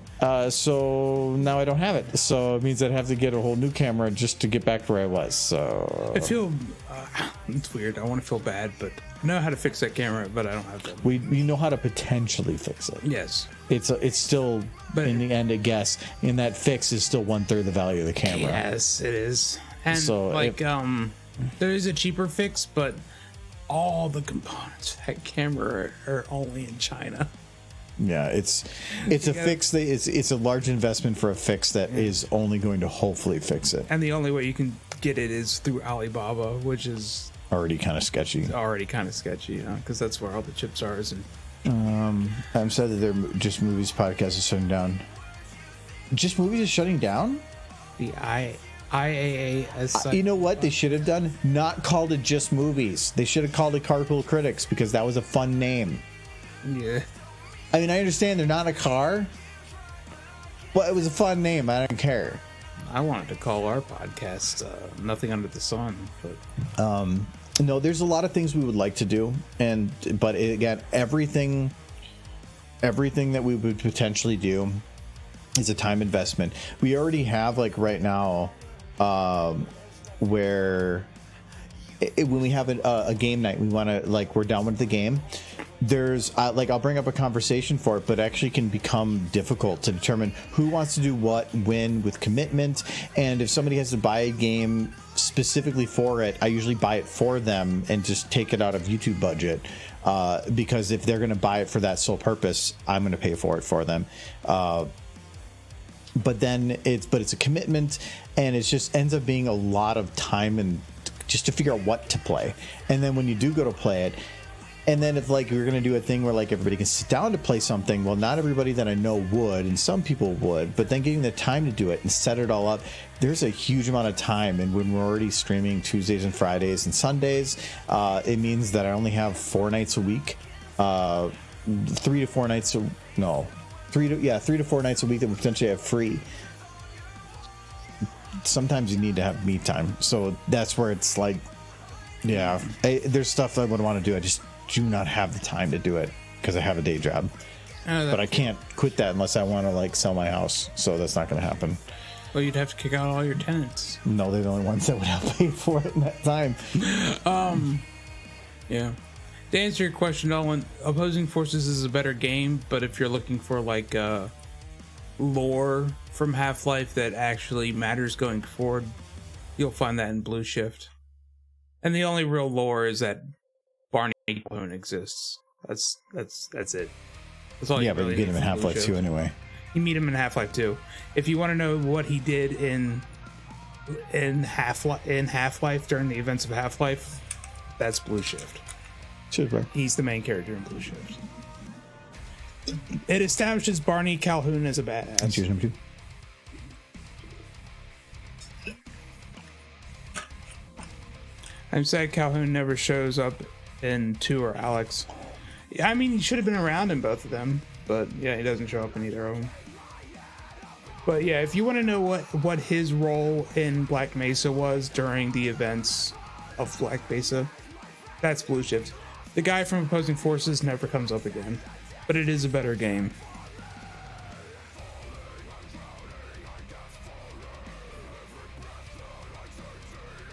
Do you mean Black Mesa? Yes, Black Mesa. Black Mesa is amazing. Like the original Half-Life, if you're a diehard Half-Life fan, go play it. But if you're just looking to play the first Half-Life, play Black Mesa. It's the superior of the two, and it tells the same story. Yeah, the guy from Opposing Forces just gets put in stasis by the G-Man, and then you never hear from him again. He might come up again in the future, who knows? I'm gonna guess if they do, they really can't talk about who it is, because I don't. Opposing Forces was Shepard. no It was something Shepard. That's all I remember. commander. Essentially. His name was something Shepard. I don't remember him very much. The only character who really got any real attention from the side games was Barney. Well, that was only because they've pushed him into the other games. Yeah, they pushed him into 2.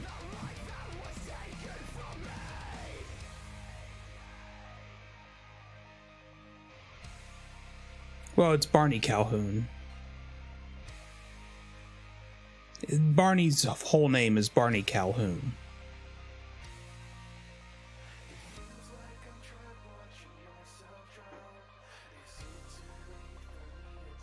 Oh yeah, you confused for Shepard? Yeah, the guy from Opposing Forces is something Shepard. He has a first name, but I can't remember what it is. Commander Shepard is the best commander in all of the Citadel. It's his favorite store on the Citadel. I love that joke. It's his favorite store on the Citadel. That was such a good joke, though. Because everybody asked him to like advertise for them, and it's like, okay. So you go into every store. But I felt that was so realistic. Go like, a little bit, yeah. There's these stores, and this guy walks in like that. Mm-hmm. Yeah, that makes sense, and I love that. It's funny. Mass Effect 2 is probably the best Mass Effect. Followed by Mass Effect 3, then Mass Effect 1. Mass Effect 1 is great. Mass Effect 3 depends on what ending I love you the ending. go with the indoctrination theory, which I still hold strong to. It does make a lot of sense. Then they updated the game, which kind of broke the theory, but I just always take that as the corporate overlords were trying to say, fuck you to your game's meta. Mm-hmm. So I don't trust that, and I still go with the indoctrination theory. You're not rushed. Okay, there is that kind of, but multiplayer in number 3 was really good. Even Andromeda's multiplayer, like I put, I probably can't check Origin, but I probably played the campaign on 3 for 10 hours, and I played the multiplayer for 200. Like I didn't even care. All I played was multiplayer on Andromeda. So, but 2 is probably the best because. Not G-Man. Who's the guy? The Illusion Man? Whatever? Yeah, I know. Elusive Man. The Elusive Man. Yeah, he was great. Though, if you've read any of the books for Mass Effect, there's 5 books. The 5th book, don't read. It's crap. It was written by a completely different author, and there is so much breaks to the normal narrative and universe that nobody considers it canon. But the first 4, I think 3 or 4, were written by a different author. It was going into like the Quarian fleets. And following it was an autistic child that was basically a super gifted I want to say Psyker because I'm playing 40k stuff, but super gifted in the what magic whatever they have. I can't remember now. And there's comics that follow the Elusive Man. That's also really good. The books are really good. Oh, one of them follows from the first book, the bad guy, and it shows his whole rise to where he was in the first one. The guy who's all like half cyber. Yeah, that guy. They're all great. But there's a couple characters from the books, I think 2 or 3, that actually come up in Mass Effect 3 as a speaking character. And you have no idea who they are, and they end up, I think one of them is a boss at one part, but it's super cool because you see him and he has like robotic legs and arms, but the books that were written before the game actually give you the context of why he has robotic legs and arms, where he was basically beaten to shit, left on a ship to explode, and he uses 0G in his mouth to pull himself out of the vehicle, out of the ship to an escape pod. Like, he was a badass, and then they actually put him in there, and it's like, holy crap, that's the guy I remember from the book. And I can't remember, it was like Michio something, but Mass Effect 3 was great because it actually gave callbacks to the books. I loved it for that. I'm just single mini games for Valve because they have fired so many developers and they're focusing more on consoles now with the Steam Deck and the GBR thing they did.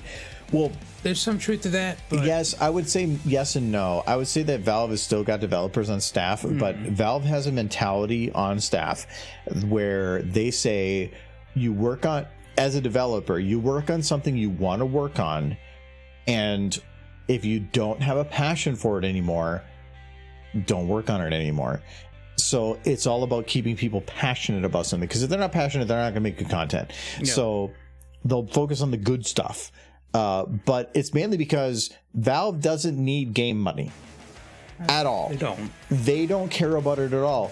So all the people that are doing any games are just about either having fun doing it and to eventually make just a super high quality project because there's no investment or there was no need to get money out of it to make it a worthwhile endeavor. They're making plenty of money. Yeah, Valve's output per employee is insane. Yeah, they're making plenty of money. So they can dump it to people in departments to just say, make what you want to make, and if it sucks, we'll toss it. Whatever. Yeah. But if it's good, we'll move forward with it and see what we can do with it. I think Gabe said they've started Half-Life 3 like 3 times. Mm-hmm. And they've just no, there's nothing innovative here, and they'll toss it. So Valve isn't making much, I think, because they want to put, anytime they put out something, they want to make something that makes people go, holy shit. They want to innovate. Like Alex was very innovative. Was an innovative game, and I still don't think that anything's come out like it. No. But it's because they're trying. You could say yes, they're trying to sell the index. They did. Yes, made me buy it. Yes, they were, but they were also they were playing with an IP they're very touchy on too. So yeah. The biggest IP. So they're you can say their developers are focusing on consoles. They're not developing anything for consoles. The games that are on consoles, well, for one, their Steam Deck is a console that runs PC games, so it's the same thing essentially. So and they want to make it so that is a handheld PC that runs everything.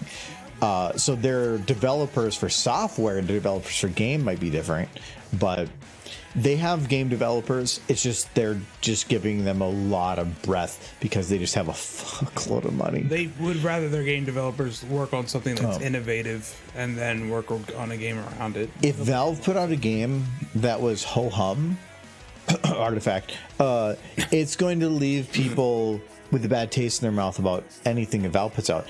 The whole thing is that remember back when Nintendo had games a long time ago where everything was a bunch of crap, and so Nintendo started putting the gold seal of approval on things? That changed gaming because it was verified games. And I think that's what Valve is doing. Is a Valve game is not just a game, it's an experience. It's something new and brilliant and above anything you've ever experienced. And I just think that with how gaming has been accelerating, they're trying to keep up, but anytime they make something, it's not game breaking or genre breaking anymore. It's all about just meeting the line or maybe being a little above it, but not enough above it. So they keep chasing it. The Source engine came out with the Source 2 with all the stuff, and it's a lot of really cool stuff, and it's super flexible. But then you see Unreal. Well, do I think they're going to unleash a Half-Life that only looks semi-good? No. So they're going to keep poking at the engine. You know why? Because they have a fuckload of money. They have, yeah. Valve has a ridiculous amount of money through Steam. So yeah, and some of the stuff they're doing, like the Linux support that they've done with Proton and a lot of stuff, has actually helped other people develop in Linux. Valve has done a lot of cool things. They are definitely still a company that makes money, and they want to make money, and they're doing a good job of it. The benefit is they are making enough of it right now that they just don't have to push harder. If they were to push harder, they could look like the bad guy, and right now the benefit is they are the good guy. They really are. In the game industry, they're the good guy. How many, like Origin, then kind of dissolved, became EA Store, and a lot of EA games packed back into the shop. Microsoft got rid of a bunch of stuff. Now it's all back on Steam because everybody tried to compete with Steam and all of them failed. Epic is only succeeding because, just like Steam, they are making most of their money off something other than, or they're making money over here on a big platform, and they can dump money over into the Epic store and give a bunch of games for free and a bunch of stuff for free to make it succeed. But all of it is being funded by this other thing. Yeah, just the same as Valve is funding all their games over here, whether they succeed or not, because they are making all the money over here. So Epic is just doing what Steam is doing, but kind of in a flip side, where Epic Store is Valve's game development. Yeah. Just in a more visual sense. Because Epic has all these exclusivity deals and... That was a lot of big words right down your frame. Let's go that hat money. Yeah, well, there's that too. They can monetize anything, but it's just Valve has a ton of money, and it's all tied into something that has nothing to do with game development.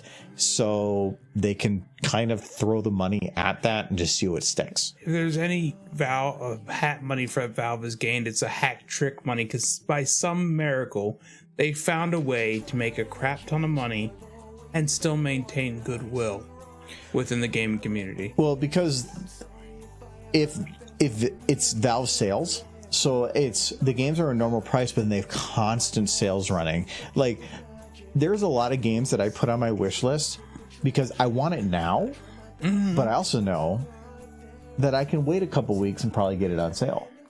And it's just Valve does this thing where they have goodwill for people because it's a single platform with a lot of good features and a lot of good stuff that's there. Constant sales that are running, big sales that run every now and then to drop a bunch of stuff in, but also gamers like achievements. They like collecting, and games are a collection now of owning games. Like, hell, if I go to my my profile here, how many games are on? Like 800 something, 845. I don't buy games just because, like, to fill the library because they're cheap, but I just own a lot of games, and so it's like, do I want to go to another platform? So if like, oh, well, I have 850 games over here, but if I want to play that one game, well, I have to close this platform, go to this one, and I have to download that one and use this one's different interface, and it all works a little differently, and I don't like this. This is awkward. Oh, wait, that game exists on Steam now? That's the platform I like. I'm going to play it over there. That's you can say that Steam taking 30% is a bad thing, but if, say, EA Games was receiving only or 60% reduced profit because of not having it in the big Steam platform, that 30% cut means that they now actually took a hit. So the percentage sucks, but the visibility is great. Silver. TF2 is better than Overwatch. TF2 only releases new hats. Fans happy. Overwatch 2 releases a crap ton of new content. Fans, worst game ever. Silver. Aggressive. I had played so much more TF2 than I have Overwatch. So TF2 though doesn't push their hats to me as much. If you play TF2, you're not going into a game and where they are doing. TF2 doesn't do play the game and all these things that are visually showing your character in a very forward format. To me, the play of the game, the purpose of the play of the game is to sell hats. Because if you're just playing the game and you're seeing them, that's whatever. But play the game, you get to see up that person up front. And when you get to see your character with that special skin that you might have like put a lot of effort into, that gives you a good feeling. And when somebody else sees that, they're going to go, that fucker has that cool hat that I want, and they're going to play more or something. So it's all the play of the game to me is the biggest thing Overwatch ever did. I just love the lore of TF2 over the lore of Overwatch, because in Overwatch you're like, this is what this character was doing in 1970, and this is what he was doing this, and this is his tragic life. And then TF2, it's like, what's this guy's story? He's like, he's a psychopath. How about this guy? Also a psychopath, but with a French accent.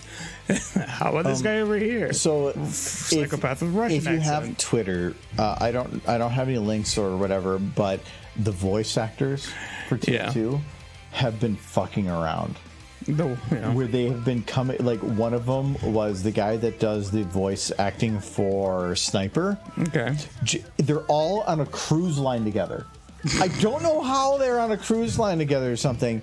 And he's like, we gotta go find the medic. And so like they scream around and like, or no, we gotta go find the heavy. And he goes up to the heavy and he's like, but like, what do you gotta say? He's like, Sandwich. And then it's literally them as real people running around doing their voices on a cruise liner. And like people have to be here in that. But they keep doing these like weird videos where they keep just doing their TF2 voices in fucking weird situations in real life. And they're so funny. They're so good because it doesn't even matter if they're entertaining.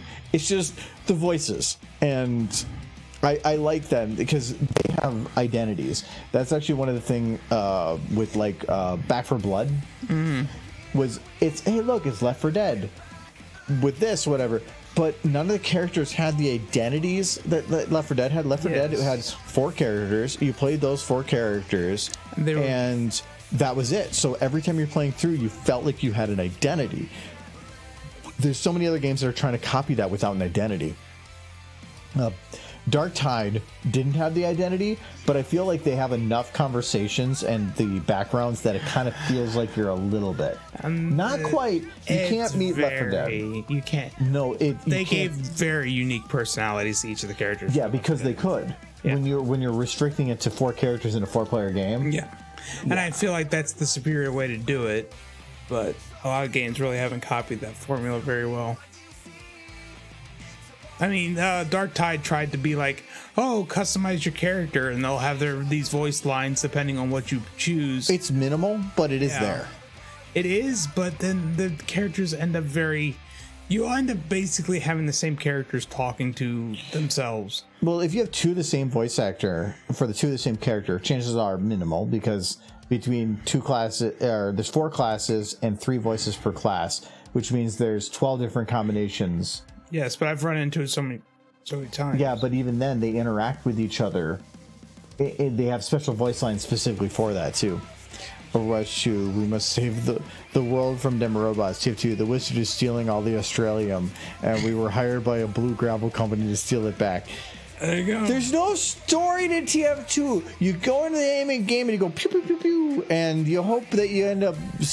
I don't even know what success is. You literally just keep shooting your gun until at the end it says you won or lost. I don't think anybody knows what they're doing in TF2. What was that line from Soldier? I'm trying to remember if that one skit. It's just like, no. It's like this is a bucket. No. There's more. No, it was this is a bucket, and he's no. There was something else he said. It's just yeah, but yeah, it was. I can't remember the whole thing. Personalities. So comic book line for TF2. Oh, there is. I actually didn't know that. Valve knows how to write characters. No, I will give them that. They even wrote a guy who doesn't speak at all, and people love him.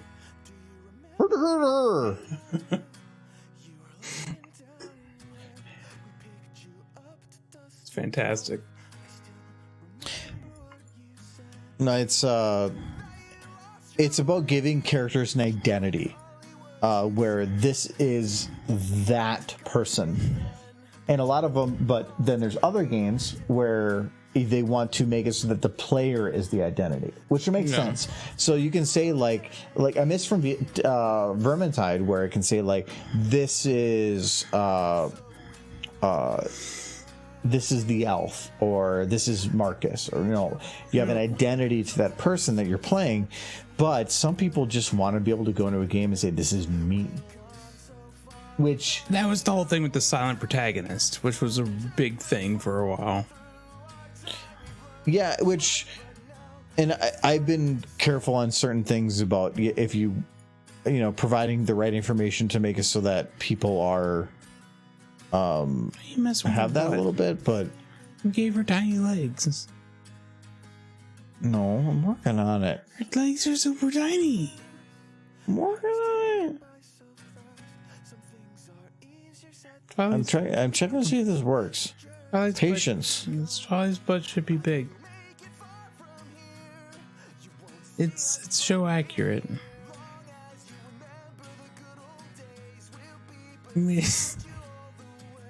See, Hey, look, your butt is super small. You've G5 Twilight. okay, so when she goes to pull her butt down, I probably For the silent protagonist, yes, I'd say that well, Fallout 4 didn't really have a silent protagonist. The Elder Scrolls did. Fallout 4 really didn't. Which I think some people said hurt the game compared to some of the earlier Fallouts. Yeah, Fallout 4 was a good game, but the lack of a silent protagonist. You couldn't be as like in comparison to Fallout because New you're Vegas. playing as that person instead of who you want to be. Yeah. Because before you could be a villain, you could be a hero, but in there, by having him give a face, you are now attaching emotions to somebody, and it doesn't. Now you're trying to be that person instead of what you want to be. I think that's what Fallout New Vegas did so well, is they let you be who you wanted to be in that game.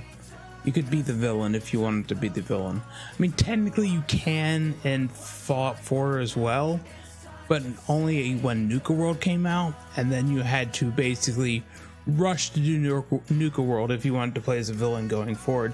And then there was very little content by comparison. So, New Vegas is, I think anybody who's a Fallout fan will tell you New Vegas was the better game.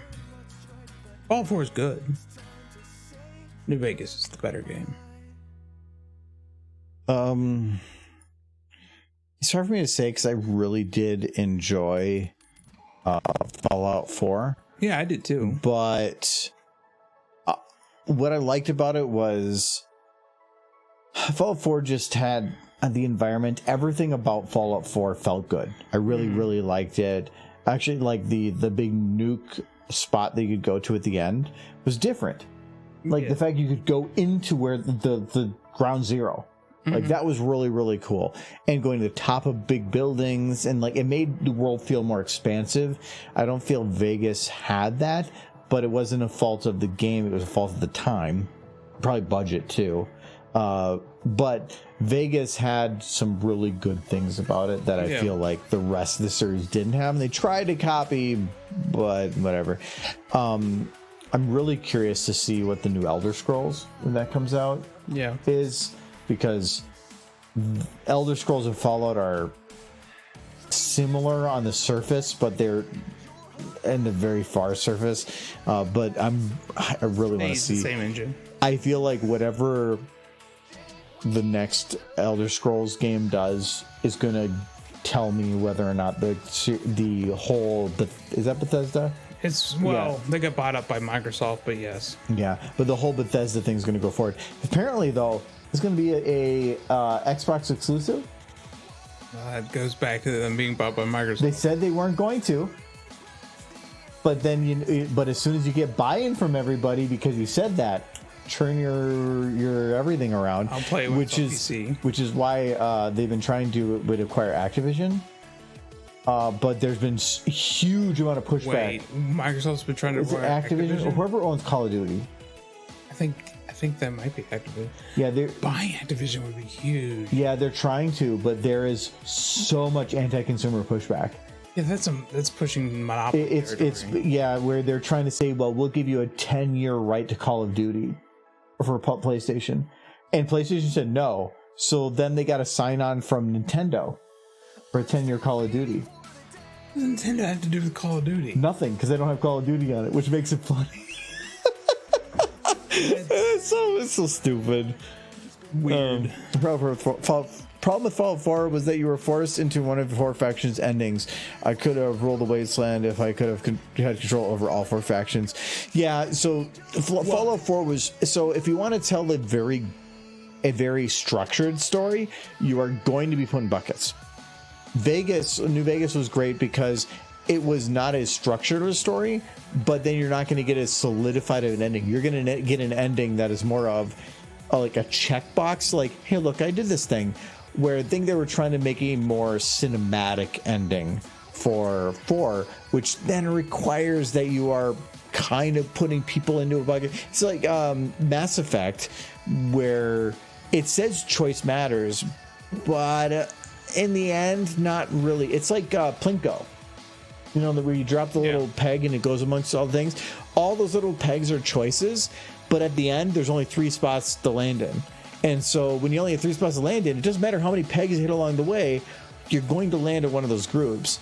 And that's what Fallout 4 kind of felt like, was they gave you some choices, but in the end, you kind of still fell into the groove at the bottom. Kind of. Fallout 4, and this is interesting, but there is a very specific path you can take where you can get 3 of the 4 factions to actually work together. Where I think the 3 factions you get to work together is the Brotherhood of Steel, the Railroad, and the Minutemen will actually work. At the very least, they won't go after each other. They'll only go after the Institute, but you have to do like things in a very specific way to make it happen. Which kind of makes sense of make the best ending the hardest one to get. Yeah. That makes sense. But it doesn't feel like you're making your story. Yeah. It's more of you're trying to write the story they wrote. Yeah. But New Vegas had a better story because it let you play as the villain, and there was actually just as much content if you decided to go that way as there was if you decided to play as the hero. yeah. Where 4 is kind of pushing you to always be Be the hero. a hero or anti-hero of some sort. But Yeah. you're still trying to be a hero. Right. They kind of fixed it with Nuka World, but not really. Yeah, but Nuka World also kind of nuked the world. Yeah. So it took a game that some might have already enjoyed, and then it's like when 76 added all their single player content. It's like, great, you added the content that people wanted, but you also made it really hard for the multiplayer people. So, like, when we were playing, like, suddenly it's like, oh, this is a single player mission because nobody can go in here. So, it's stupid. I'm going to mark this one orange because I think we're actually good on this one, too. You actually accomplished something? Holy shit. Well, this... not too much, but this one I knew was going to be easy. This one getting done is pretty big. There's still going to be some touch up with the eyebrows. This one still going to take a little bit to do touch up. It's going to take quite a bit of time. All the others I think aren't going to be too bad. I'll be right back. I'll be back for the say goodbye. Well, I'm going to rush it then. This one doesn't have too much to do. That ending part might actually be kind of tough still. And then this one, maybe not so much, but not too bad. I think the next time we're doing this, I think I might start doing some touch up. It's not that we still have some other work to do on stuff, but I don't like having it where I am doing all of one type of work, because sometimes like touch up can get, like, I get burned out on touch up and I want to move on to something else. If there's nothing else to move on to, then that kind of sucks. So I might start doing some of the touch up. Plus then I can start rendering. So that's good. Hello all around Looney. But I'm gonna pick Caesar's Legion. That's a storytelling issue. Sometimes if you make a bad guy should feel like a bad guy. You don't, if you hate a bad guy, if you look at a villain and say, I hate him, he's a horrible, there's horrible villains, and then there's like, he's just a horrible person. A horrible villain usually means bad writing. A horrible person means they wrote the villain right. And I feel like Caesar's just that they just didn't write him maybe as good as they could have. But anyway, we're going to be done here. So, we'll be back on Sunday. Probably going to be playing some more Raft. I think we're kind of, now that we finally we're able to make progress on main story, we're kind of push on through. Which recrab is here? That's recrap. That sounds good too. That Raft's been fun. Yeah, it has been. What do we got here? Back. Jin and Sucks we did recently, but Nashi. You say that every time about the poor Jin. Because we rated Jin sometimes streams for like I swear like half a day. Yeah. But Nashi hasn't been on in a while. It's playing Pokemon. And that's a cute little pony pet. It's a bet. And just cool. it's got to be rough standing for hour after hour. And there's a Christmas tree too. Do they stand though? They're standing, Michael. I mean, the pony is standing, yes, but is the person standing? Yes, definitely. That's how this works.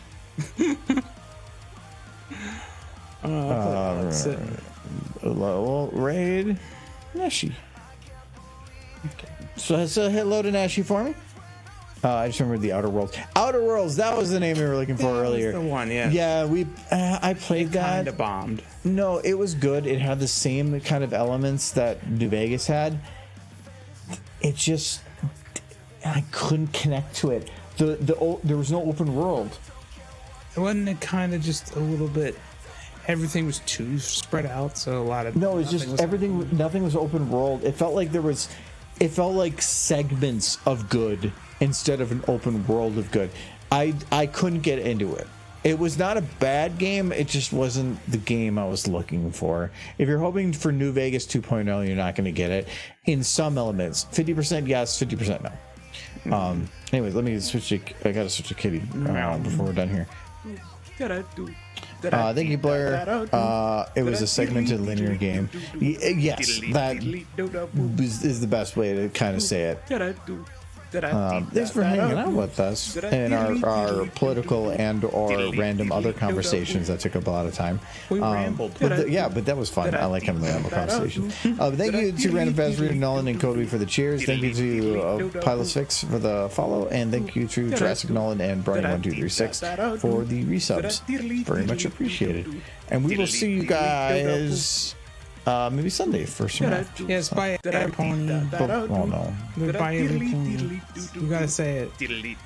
Don't leave. He's forcing me.